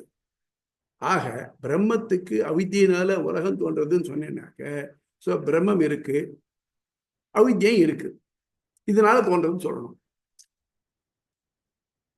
மேலும் அஜ்ஞானம் என்கிறீ, அது ஞானம் சிறிதுமின்மை, ஞானத்தில் வேறுபட்ட ஒன்று, ஞானத்திற்கு எதிரடை என்ற பொருள் ஒன்றை கொள்ளப்பட வேண்டும். இப்போ அஜ்ஞானம்னாக்க ஞானம் சிறிதுமின்மை, எனக்கு கம்ப்ளீட்டா கம்ப்யூட்டர் பற்றின ஞானம் கிடையாது, 0. நான் கம்ப்யூட்டர் பற்றின ஒரு அஜ்ஞானி. இது ஞானி, ஞானத்தில் வேறுபட்ட ஒன்று. ஆனம்னா இது கம்ப்யூட்டர்ல ஏதோ லேப்டாப் இதுலேருந்து கம்ப்யூட்டர் சேர்ந்தது இல்லை, இது வேற ஏதோ ஒன்றும் அப்படின்னாக்க அதை விட்டு மாறுபட்ட ஞானம் வேற ஏதோ வந்துருக்கு. அதனுடைய உண்மையான ஞானம் இல்லாமல் அதை விட்டு வேறுபட்ட ஞானம் தான் எனக்கு ஏற்பட்டிருக்கு. 2 ஞானத்துக்கு எதிரடை அஜ்ஞானம் சொன்னாக்க இருள் அப்படின்னா ஒளிக்கு எதிரடை. நம்ம நெகட்டிவ் சைடு சொல்ற பாருங்க, இது பாசிட்டிவ் சைடு, அது நெகட்டிவ் சைடு. நெகட்டிவ் சைடு சொல்றச்சு பாசிட்டிவ் சைடுக்கு எதிரடை. அந்த மாதிரி அஜ்ஞானம் ஞானம் சிறிதுமின்மை கொள்ளப்பட வேண்டும். இதில் எந்நிலையாவது ஞானமே ஆத்மாவோடு ஒன்றாக முடியும். அப்படி இருந்ததுனாக்க நீ பிரம்மத்தினுடைய இமேஜ் தான் இதுல வருதுன்னு சொன்னீங்கன்னாக்க, இந்த 3 இருக்கு இல்லையா, இந்த 3ல ஏதாவது ஒன்று இந்த ஆத்மாவை சார முடியுமா? எந்த ஒரு இந்த 3 கேஸ்லையும் ஏதாவது முடியுமா? எப்பொழுதும் அழிவற்ற ஞானமே பிரம்மத்தை அஜ்ஞானம் சூழ விழுமா? இது எப்படின்னாக்க, கணக்கான நெருப்பு இருக்கு அடுப்புல, விறகு போட்டு வச்ச நெருப்பு. இந்த தணலை நான் ஒரு கருப்பு துணியால மூடி எடுத்துன்னு பிறகு போக முடியுமோ? அதான் எப்போ ஞானத்தோடு இருக்கு, அது ஒளி சூடு இருக்கு. எப்போ எனக்கு துணியை போட்டோமோ துணி தானே எரிஞ்சு போயிடாதோ? அப்படி இருக்கச்சே அதை போல் மூட்டி எடுத்து வரைங்க எப்படி முடியும்? அப்படி சூழின் பிரம்மம் நிலைக்குமா? இல்லை. நான் என்ன பண்ணேன், வாஸ்தவம் இங்க ஒரு சிகரெட் பட் இருந்தது, அதில் நெருப்பு இருக்கு. நான் என்ன பண்ணேன், வேகமாக வச்சு அமுத்தினேன், அணைஞ்சு போச்சு. இப்போ என்ன ஆச்சு, துணி லூஸாக இருந்தது எடுத்துன்னு எரிச்சுவிட்டு. அப்படி இல்லை, அந்த இதையே வச்சு அணைச்சிவிட்டேன். அப்போ என்ன ஆச்சுன்னாக்க அவித்தியை மேலே வந்துடுத்து, அது இப்போ ஞானம் அழிஞ்சு போயிடுச்சு. பிரம்மம் நிலைக்குமா? இங்கு 2 கேள்வி அளிக்கின்றன. பிரம்மம் அஜ்ஞானத்தை உணர்ந்த பிறகு அஜ்ஞானத்தால் மறைக்கப்படுகிறதா, இல்லை மறைக்கப்பட்டதுன்னு உணர்கிறதா? இது ஒரு முக்கியமான கொஸ்டின். பிரம்மத்துக்கு அஜ்ஞானம் வருதுன்னு சொல்ல எப்படி வருது? சுவாமி பிரம்மம் கரெக்டா இருக்கு, ஞானமே அவனுதான் இருக்கு. இன்னொன்று சொல்றோம், பிரம்ம ஜானத்தினால அஜ்ஞானம் போறதுக்கலாம். ஆக மொத்தம் அஜ்ஞானத்துக்கு போகக்கூடிய மருந்தும் ஞானம் பிரம்மம் தான். அப்படிப்பட்ட பிரம்மத்துக்கே அஜ்ஞானம் வருதுன்னா எப்படி வருது? இன்னும் பிரம்மத்துக்கிட்ட அஜ்ஞானம் வரைச்சி அது எரிஞ்சு போயிடும். இல்லை பிரம்மம் மிக அசால்ட்டா இருக்கு, கப்பல் பிடிச்சு கொடுத்து அப்படின்னு இருக்க. இப்போ பிரம்மத்துக்கு ஞானம் எப்பவுமே இருக்கிறது இல்லை. there are some periods பிரம்மக்கு ஞானம் இல்லாமல் இருக்க முடியும். அப்படியும் இல்லை, பிரம்மத்தினுடைய ஒரு போர்ஷனை ஞானம் பிடிச்சு கொடுத்து. அப்போ பிரம்மத்துக்கு போர்ஷன் இருக்குன்னு ஒத்துக்கணும். இந்த 3 கேஸுமே உங்களுக்கு போயிடுறாங்க. இல்லை பிரம்மம் ஏதோ ஒரு காரணத்தினால அதுக்கு கவனிக்காமல் இருந்து கொடுத்து, அப்போ அஜ்ஞானம் பிடிச்சு கொடுத்து. ரைட்டு. அப்படியானாக்க அந்த ஒரு காரணம் வந்தது, எதனால அறியாமல் இருந்ததோ அது என்ன காரணம்? அப்புறம் அதுக்கு என்ன காரணம்? இப்படின்னு அனவஸ்தாவை போயிட்டு இருக்காது, எண்ட்லெஸ்ஸாக போயிட்டு இருக்கும். ஆகவே பிரம்மத்துக்கு எந்த காரணத்திலையும் எந்த விதத்துல ஞானம் போகவே வழி இல்லை. அது எப்பவும் ஞானமாகத்தான் இருக்கும். அப்படி இருக்கக்கூடிய ஞானத்தை, எந்த ஞானத்தினால அஜ்ஞானம் அழிகிறதோ அதை அஜ்ஞானமே மூடுறதுன்னு சொல்றது ஒத்துக்கொள்ள முடியாது. முதல் கேள்விக்கு ஆமனில் எப்பொழுது அழிவற்ற ஞானமான பிரம்மத்தை அஜ்ஞானம் சூழ இயலுமா? முதல் கேள்விக்கு ஆமனில் பிரம்மம் அஜ்ஞானத்தின் துணையின்றியே பல்பொருள் காட்சி உலகை காண வேண்டுமே. அப்போ என்ன ஆகும்? பிரம்மத்துக்கு ஆனால் அஜ்ஞானம் வந்துருக்கணும். இல்லாட்டாலும் இது தெரியுமே எனக்கு, இது உலகத்து காட்சி தானே வருது, அதான் அஜ்ஞானம் தெரியா. ஆக அஜ்ஞானம் மூட முடியாதுன்னா இல்லாட்ட உலகம் தெரிஞ்சுட்டே இருக்குமே எனக்கு அப்படிங்கிற மாதிரி. 2வதை கொண்டால் பிரம்ம ஜானத்தால் மட்டுமே அஜ்ஞானத்தின் விடுதலை கிடைக்கும் என்று தங்கள் கொள்கைப்படி தங்களால் உணரப்பட்ட அஜ்ஞானத்தை உதறிவிட முடியாது. வேற ஒன்றும் இல்லை சுவாமி, நம்ம படுக்கையை போடுறோம், தெரியும் ஏதோ பூச்சி இது இருக்க மாதிரி இருக்கு, என்ன பண்றோம், உதறிடுறோம் இல்லையா? நம்ம அறிஞ்சு விடுறோம் இதுல ஏதோ கோளாறு இருக்கு, உடனே உதறோம், விழுந்து படுறது. அதே மாதிரி பிரம்மம் ஞானமே ஆனது, அதுக்கு எதிரடையான ஒன்று அது மூடுறது நினைக்கிறது. அப்ப என்ன பண்ணுவது? உடனே அதை உதறிடணும். உதறணுமே, உதறலையா? இல்லை வா நீ பரவாயில்ல, என் மேல இருந்துக்கோ அப்படின்னு சொல்லுமா? பிரம்மத்துக்கு தானே தோன்றுகிறது அல்லது பல்பொருள் காட்சி அஜ்ஞானத்தின் வாயிலாக பிரம்மத்துக்கு தானே தோன்றுகிறது. இந்த அஜ்ஞானம் அழிய வழி என்ன? பிரம்மம் இருக்கு, உலகத்தை அஜ்ஞானத்தினால தோன்றது, பிரம்மம் ஆல் எவர் பிரசன்ட். இந்த அஜ்ஞானம் இருப்பே உடையது. அதனால உலக காட்சி எப்பவுமே இருந்துட்டு இருக்கணும். பிரம்ம ஜானத்தால் அஜ்ஞானம் அழியுதுன்னு சொல்றது முடியாத காரியமா இருக்கும். ஆக பிரம்மமும் இருக்கு, அஜ்ஞானமும் இருக்கு, உலக காட்சி இருந்துட்டே இருக்குமே தவிர்த்து ஒன்று நாள் ஒன்று அழியறதுக்கு முடியாத காரியமா போயிடும். அந்த அது பல்பொருள் காட்சி அஜ்ஞானத்தின் வழியாக பிரம்மத்துக்கு தானே தோன்றுகிறது எனில் அந்த அஜ்ஞானம் வழியது. அதாவது சொல்லுவா இல்லையா, வைத்தியகார ஆஸ்பத்திரி வைத்தியனுக்கு வைத்தியம் பிடிச்சா அந்த மாதிரி கருத்து. பிரம்மத்துக்கே அஜ்ஞானம் வந்துட்டானாக்க அந்த அஜ்ஞானத்தை முகத்துக்கு வழி என்ன? அல்லது வேறொன்று துணையால் தோன்றுகின்றதனில் பிரம்மத்துக்கு சமமான அது வேறொரு வேறொரு காரணத்தால வருதுனாக்க அந்த காரணம் என்ன காரணம்? ஏதாவது ஒரு காரணம். நமக்கு ஒரு ஜுரம் வந்துடுத்து. என்ன, நான் நேற்றுக்கு மழையில் நனைஞ்சேன், அதனால் ஜுரம் வந்துடுத்து. ரைட். இல்லை எனக்கு நேற்று ஒன்றுமே பண்ணல, ஜுரம் வந்துடுத்து. அப்போ அது யூரினரி இன்ஸ்பெக்ஷன் போட்டிருக்கு. இல்லை வேற ஏதோ ஒன்று அடிபட்டுருக்காதாவது, அதெல்லாம் வந்துருக்கு. இது மாதிரி ஏதோ ஒரு காரணம் இருக்கணும். ஒன்றும் ஒரு காரணம் இல்லாமல் இது வந்துனாக்க வராது. நிச்சயமா ஏதோ காரணம் இருக்கணும். ரொம்ப சிரமம், நல்லா கடுமையாக வேலை செஞ்சேன், அதனால வந்திருக்கு. ரைட். எதர் கேஸ் எல்லாத்துக்கும் ஒரு there should be a reason. Reason இல்லாமல் இது இருக்க முடியாது. பிரம்மத்திற்கு அஜ்ஞானத்தை உணர்தலும் அதனால் மறைக்கப்படுதலும் ஒரே சமயத்தில் நேரில் இருந்தால் அஜ்ஞானத்தை உணர்ந்தும் அது தவிர்க்க வழியாகிறது பிரம்மம் என்னவாகும்? இல்லை அப்படிலாம் இது டைம் எல்லாம் கிடையாது. பிரம்மம் என்ன பண்றதுனாக்க ஒரே நேரத்தில் உணர்றது, ஆனால் ஒரே சமயத்தில் வந்தது. பிரம்மம் வந்து திடீர்னு மூடிட்டு அப்படின்னாக்க பிரம்மத்துக்கு என்னாக்க அஜ்ஞானம் தெரியுது என்னை மூடுறதுன்னு, ஆனால் அதை அவாய்ட் பண்ணிக்க முடியாததுனால அப்போ பிரம்மம் வந்து இதுக்கு சப்சர்வியண்டாக படுறது. அஜ்ஞானத்துக்கு பிரம்மம் வலுவற்றதாக படுறது அல்ல. அஜ்ஞானம் போன்ற வேறொன்றால் அது முதலில் மறைக்கப்பட்டு பிறகு அஜ்ஞானத்தில் மேலிடப்படுகிறது. அந்த முதல் மறைப்புக்கும் முன்னமே எது மறைப்புண்டா? இல்லை வேற நாள் மறைச்சிருக்கு, அப்புறம் திருப்பி மறைச்சிருக்குனாக்கா முதல் மறைப்பு என்ன? ஸோ இனிஷியலாக எதாலையும் மறைக்கப்பட முடியாத பிரம்மம் எப்படி அஜ்ஞானத்தால் மறைக்கப்பட்டது அப்படிங்கிறத முக்கியமான பாயிண்ட். இப்போ இது மட்டும் இது ரெண்டு ரொம்ப கன்ஃபியூசிங் சாப்டர் பொசிஷன். இது இதை கொஞ்சம் யோசனை பண்ணி பாருங்க. இப்போ கேள்விகள்லாம் கேளுங்க.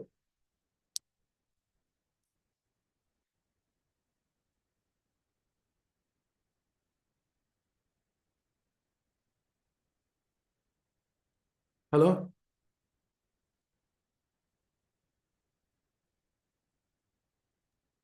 கேளுங்க. யாரோ ஹலோ சொன்னீங்க. அதான் யாரு உத்தரவு சொல்லிய? சுவாமி தான் சொன்னாரு. நான் தான் ஹலோன்னு சொன்னேன், சொல்லுங்கன்னு கேட்டேன். யாரு?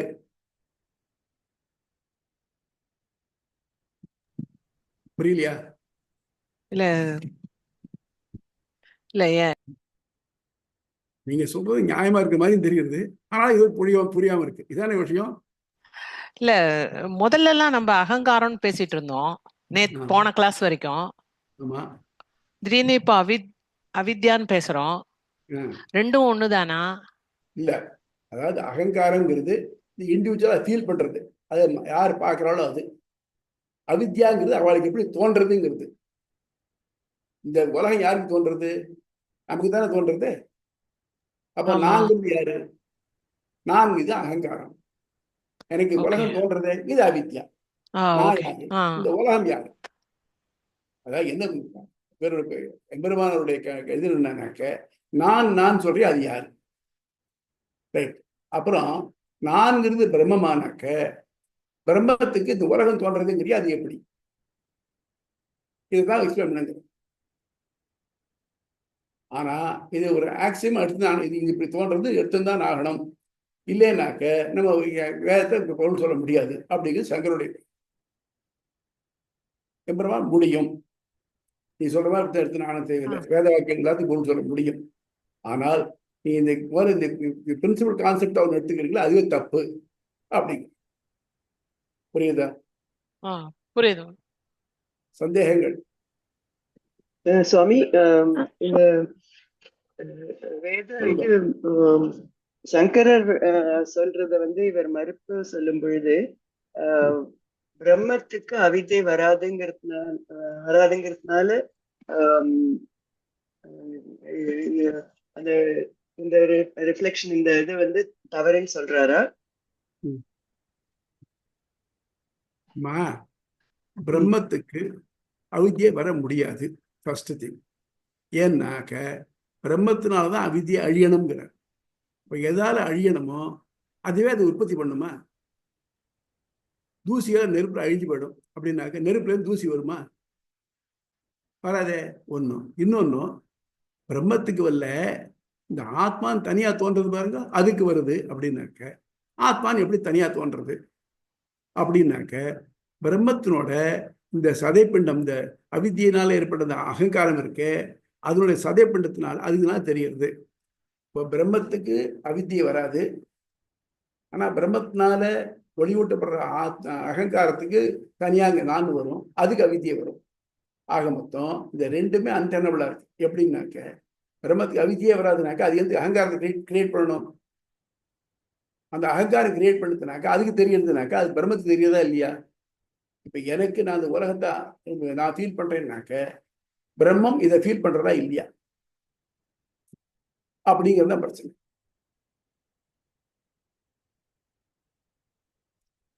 அப்புறம் சுவாமி, எனக்கு ஒரு கேள்வி.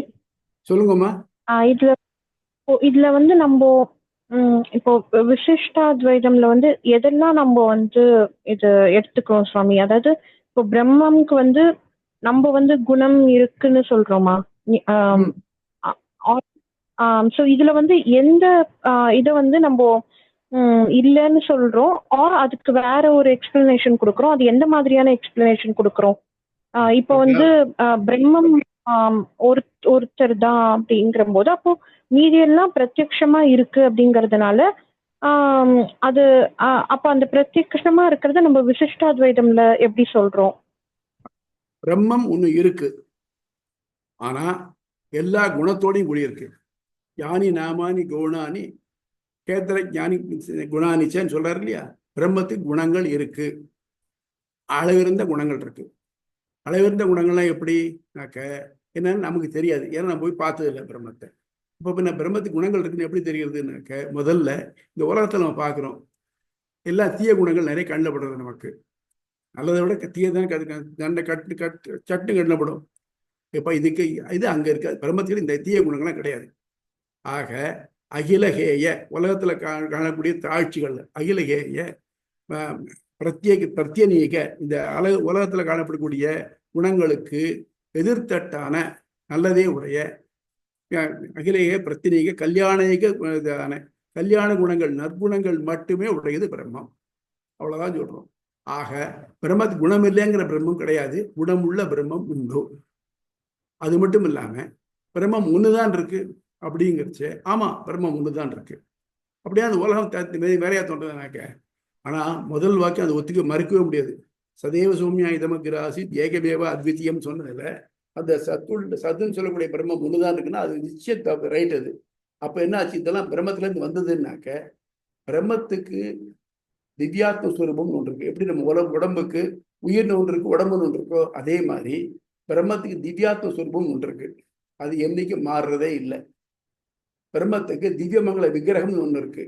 அந்த திவ்யமங்கல விக்கிரகத்துல இருந்தான் இந்த உலகெல்லாம் வருது. நமக்கு உடம்பு மாறுபாடு அடைகிறது. குழந்தையா இருக்கும், வாலிபனாகிறோம், கல்யாணம் பண்ணிக்கிறோம், அப்புறம் கிழவனாகிறோம், இறந்து போறோம், இதெல்லாம் வருது. அது மாதிரி இந்த மாறுபாடெல்லாம் உடம்புக்கு தான் வருது. அதே மாதிரி இந்த உலகத்துல இருக்கிற உலகம் வந்து பிரம்மத்தினோட உடம்பா இருக்கிறதுனால இதுக்கு மாறுபாடு வந்துட்டு இருக்கு. மாறுபாடு வருது, சேஞ்சஸ் இந்த வெவ்வேறு மேல வருது.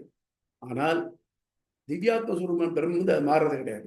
ஆக இந்த உடலும் உயிரும் ஒரே இடத்துல எக்ஸிஸ்ட், ஒரே இடத்துல இருக்கு, ஒண்ணுதான்.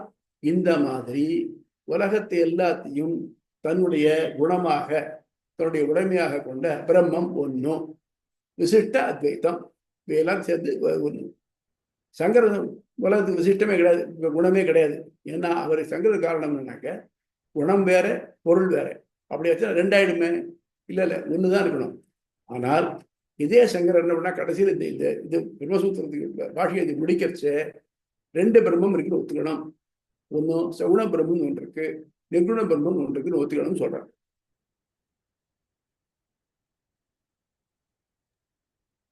நன்றி சுவாமி. அப்புறம் வேற டவுட்ஸ்?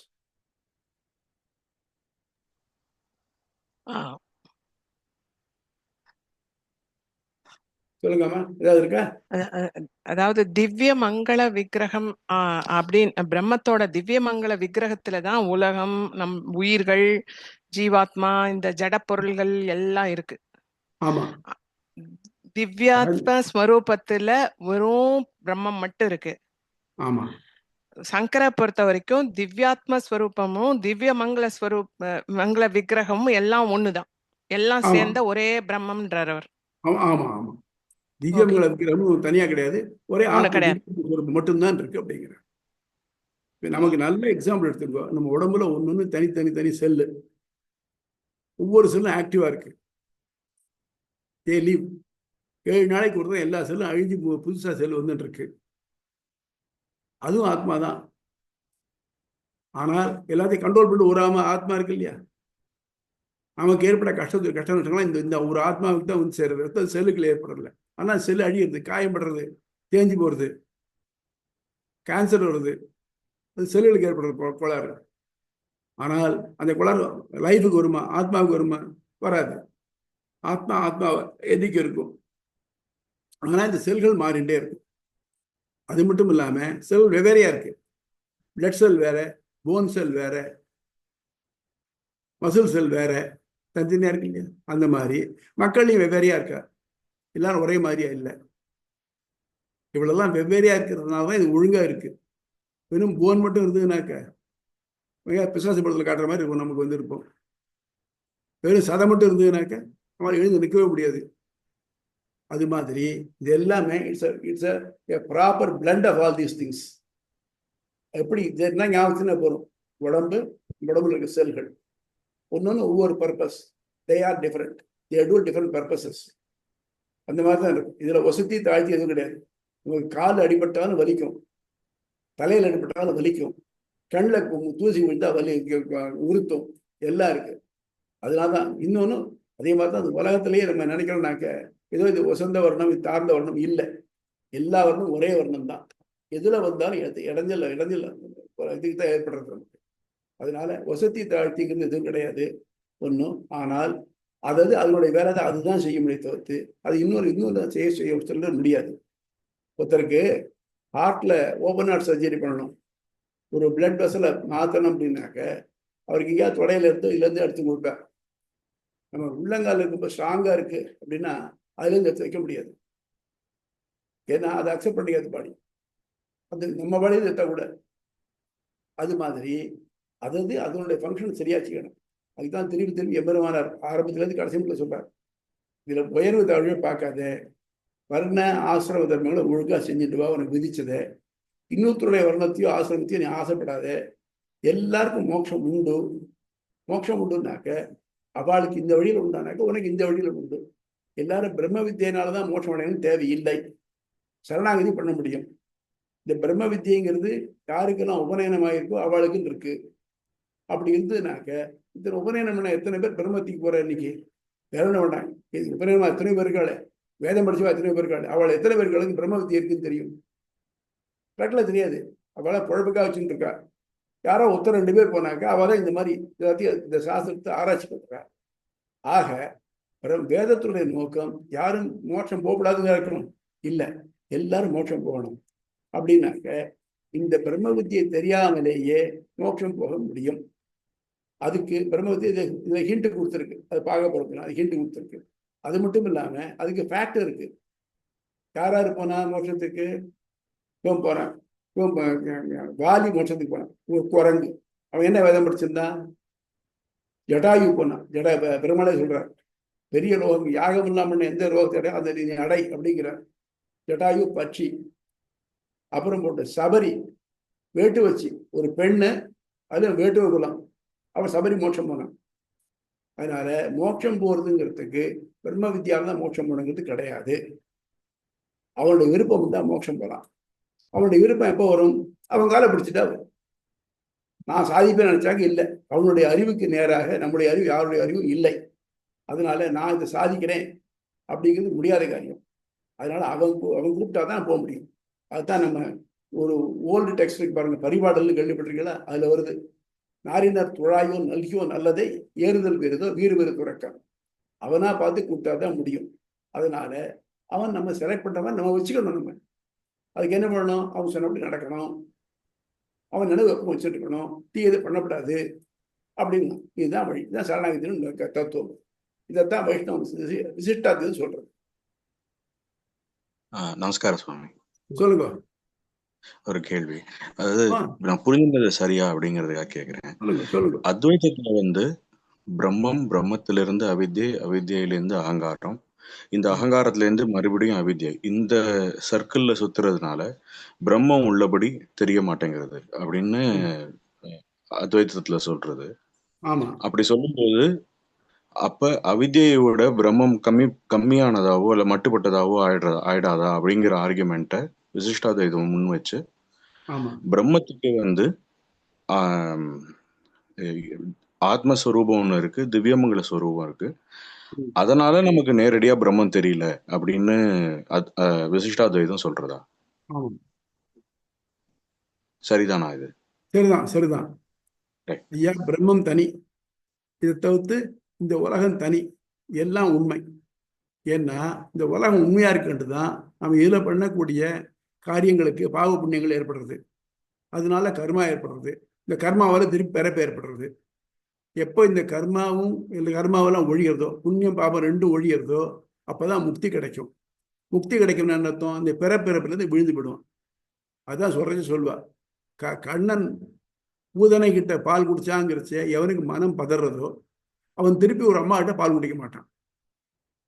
அந்த மாதிரி நம்ம இதை விட்டுட்டு போனோம்னாக்க அது அவனுக்கு அவன் காலை பிடிச்சாதான் முடியும். இதிலே சொல்றியா,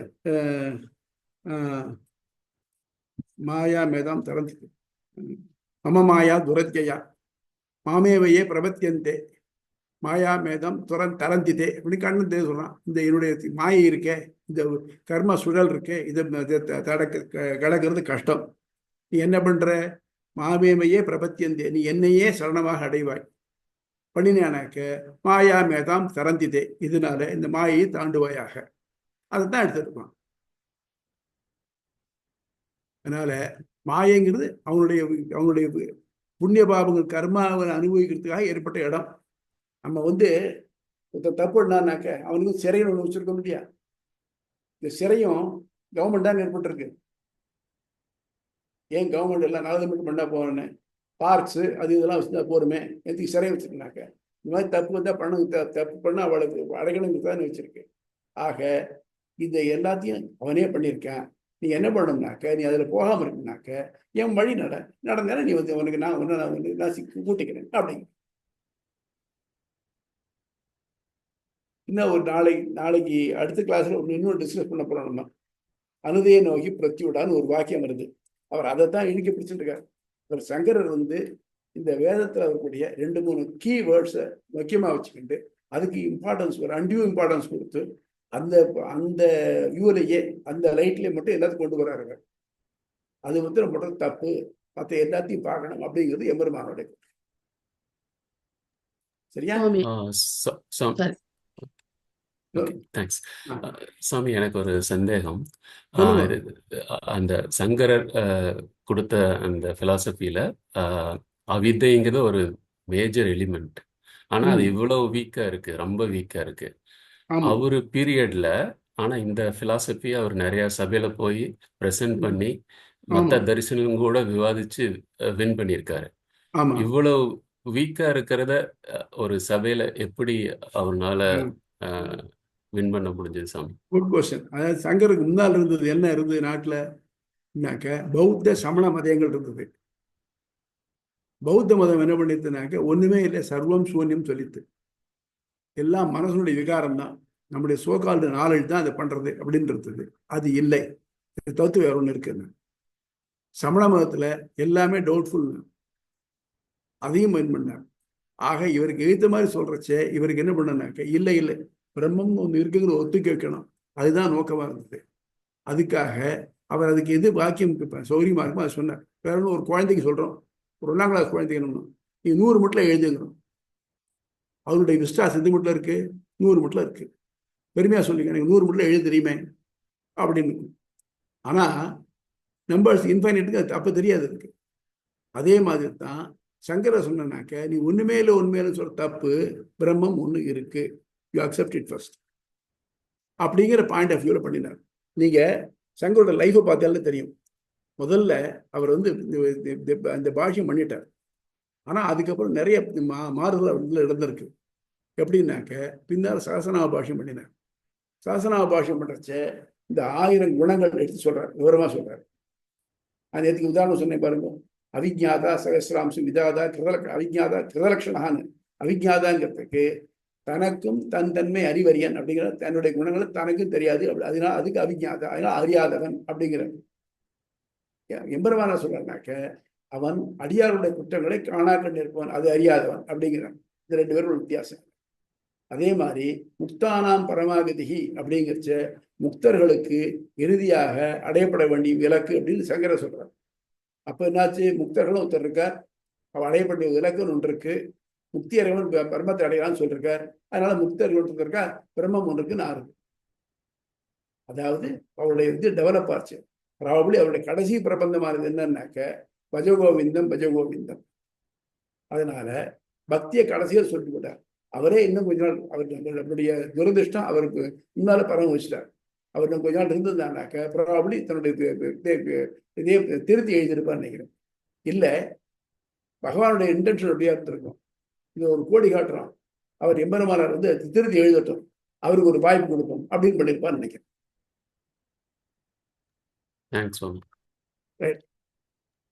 சுவாமி வச்சுக்கலாமா?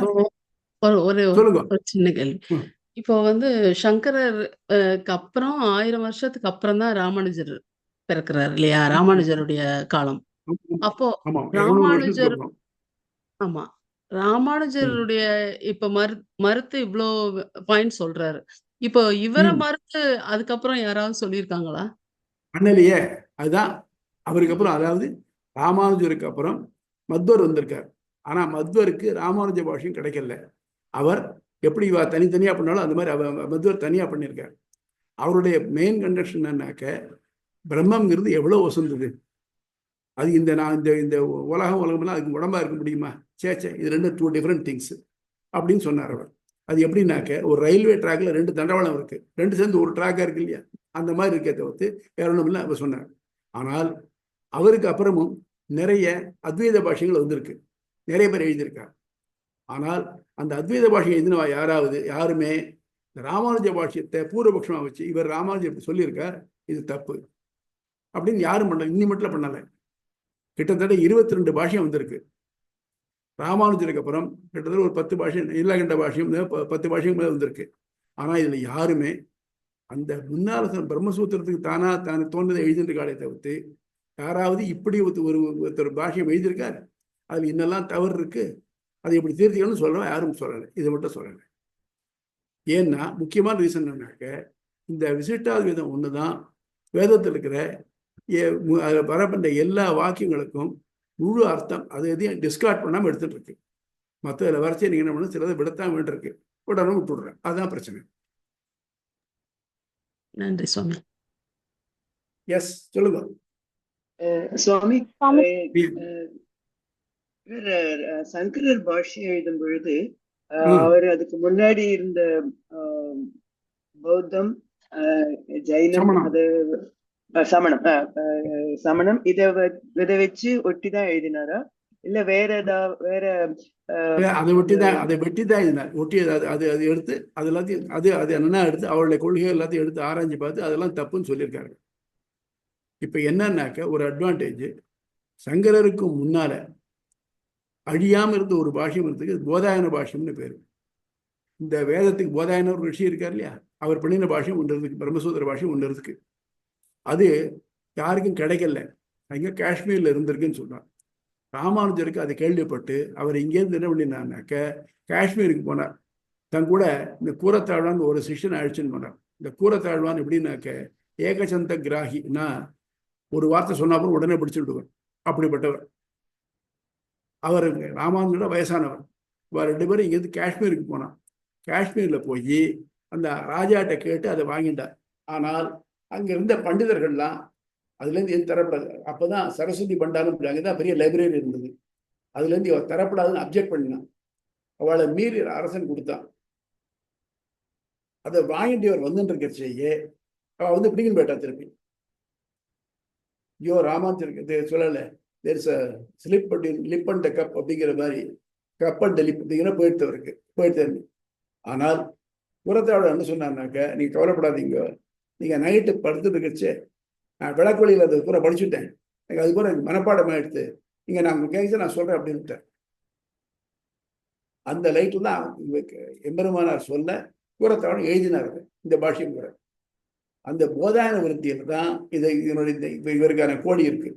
இதுக்கு இன்ஸ்பிரேஷனா இருந்தது என்னன்னாக்க, நம்ம ஆழ்வாருடைய பாசுரங்கள், உடல் மிசை உயிரென கரந்தெங்கும் பறந்துளர் அப்படின்னு. அது மட்டும் இல்லாம தமிழ்நாட்டில் அதான் வழக்கமா இருந்தது. அதாவது ஈஸ்வரன், சித்து, அச்சித்துன்னு 3, உயிரல் பண்டங்கள், ஈஸ்வரன். இது பழைய தமிழ் நிறைய பார்க்கலாம் நீங்க. பரிபாடல் ரொம்ப விவரமா இருக்கு. நீ ஏன் அதான் பெருமாளை சொல்றான் இது பரிபாடல்ல, நீதான் பிரம்மா, நீதான் சிவன், நீதான் இந்திரன் அப்படின்னு வருது. அந்த மாதிரி அந்த கான்செப்ட் இருந்ததுனால இவருக்கு நான் இயற்கையாக ஊறி இருந்தது. ஆழ்வார்கள் பல துணை செஞ்சது. அதுக்கப்புறம் இந்த பிரம்மசூத்திர விருத்தியும் கிடைச்சது, போதாயன விருத்தி. அது எல்லாத்தையும் வச்சுக்கிட்டு இதை எழுதினார். சங்கரர் வந்து ஆஸ் இட் இஸ் அவர் இதை பார்த்தா இதுக்கு உடனே எழுத ஆரம்பிச்சார். அவர் முந்தினத்தையும் இது பண்ணல. அந்நியிலிருந்து இன்னி மட்டும், அதாவது நாதமுனிகள் காலத்திலிருந்து இன்னி மட்டும் வைஷ்ணவத்துல அவ தானா எதுவும் சொல்றதே இல்லை. முன்னால ஆச்சாரிகள் சொன்ன ஒரே விஷயத்தை எடுத்துக்கிட்டு வெவ்வேறு ஆங்கிள் சொல்வாளை தவிர்த்து அதுக்கு மாறா சொல்லவே முடியாது, மறுக்கவே முடியாது. இந்த முன்னோர் பொழிந்த முறை தப்பாமல் கேட்டு பின்னோட்டு தாமதனை பேசாதே, அதுதான் பண்ணணும். அதனால நானா சொல்றேன் கேட்கறேன். ஏன்னா வேதமே அப்படிதான் சொல்றது, ததப்யேஷ ஸ்லோகோ பவதி. வேதம் சொல்றது இதுக்கு ஸ்லோகம் இருக்கு அப்படின்னு. அப்ப ஆகமத்தன இருக்கு, முன்னாள் ஏதோ இருக்குன்னு அர்த்தம். தொல்காப்பியர் சொல்ற சூத்திரங்களுக்கு என்மனார் புலவர், இந்த புலவர்கள் சொல்லுவார்கள் அப்படின்னாக்க என்ன அர்த்தம், அவருக்கு மேல வேற அவருக்கு அர்த்தம். அதனால முன்னால சொன்ன வழி மாறப்படாது. அதை வந்து இருக்கிறது பிரசன்ட் டே லைட்ல அதை இது பண்ணணும். அது அக்செப்டா இருக்கணும், லாஜிக்கலா இருக்கணும். அது எல்லாத்தையும் பிளண்ட் பண்ணதான் ராமானுஜ பாஷை.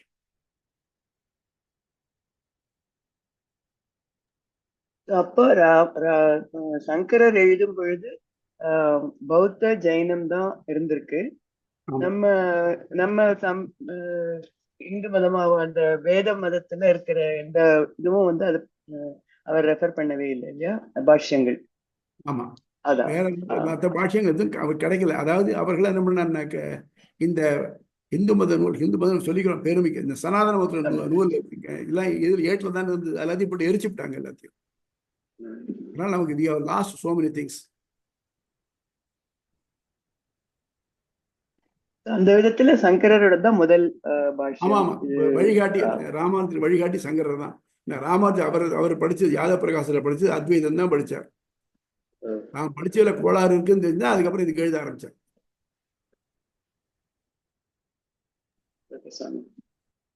சுவாமி, எனக்கு ஒரு கேள்வி. இப்போ வந்து நான் வந்து இப்போ அத்வைத்தம்ல வந்து நான் குணம் இருக்கு அப்படின்னு நான் எடுத்துக்கிறேன் அப்படின்னா, அப்போ வந்து அது அத்வைத்தம் ஸ்ட்ராங் ஆயிடுமா? நான் வந்து பிரம்மதான், ஆனா அது தன்னை பகுத்துக்கக்கூடிய ஒரு குணம் இருக்கு, இல்லைன்னா ஒரு குணம் இருக்கு அப்படின்னு நான் ஒத்துண்டேனாலே அது அத்வைத்தம் வந்து ஸ்ட்ராங் ஆயிடுமா? இல்ல அதுலயும் கொஞ்சம் ஃபிளாஸ் சொல்ல முடியுமா? அதுதான் பிரம்மம் வந்து தனக்கு குணம் இருக்கு அப்படின்னு ஒத்துட்டு தானே அந்த பிரின்சிபல் வந்து தானாக்க அது விசிட்டா அது வேதம் ஆயிடும். அதான் சொல்றோம், பிரம்மத்துக்கு குணம் இருக்கு. இதனால பார்க்க போனோம், பகூஸ்யாம் பிரஜா ததைக்ஷத பகூஸ்யாம் பிரஜா ஏ, அந்த பிரம்மமானது நினைத்தது நான் பல வகையான பிரஜைகளாக ஆவேன்னு நினைச்சது. அப்போ இதெல்லாம் அதுக்கு குணம் இருக்குன்னு தானே ஆறுது. அதனால ஆமாம், வேதப்படி பிரம்மத்துக்கு குணம் இருக்கு. அப்ப என்னாச்சு, ஒரு பொருள் ஒன்றும் அது குணம் ஒன்றும் இருக்கு மாதிரி, பிரம்மம் ஒன்றும் அது குணம் ஒன்றும். இதெல்லாம் குணங்கள், பிரம்மம் ஒன்றும், இதெல்லாம் சேர்ந்த ஒன்று. அவருக்கு தான் ரெண்டு சேர்ந்து ஒருத்தர் இருக்க முடியாது அப்படிங்கிறது சங்கரோட ஒரு பிடிவாதமான கொள்கை. அதனாலதான் வந்து நம்ம நிறைய விஷயத்துல என்ன பண்ணுவோம், சில சமயம் நமக்கு டே டு டே லைஃப்ல நம்ம ஃபீல் பண்ணியிருப்போம். யாரோ ஒருத்தர் இதை கேட்டிருப்பா, அது ஒரு அடாக்கு ரிப்ளை கொடுத்துருவோம், அது சரியா இருக்காது.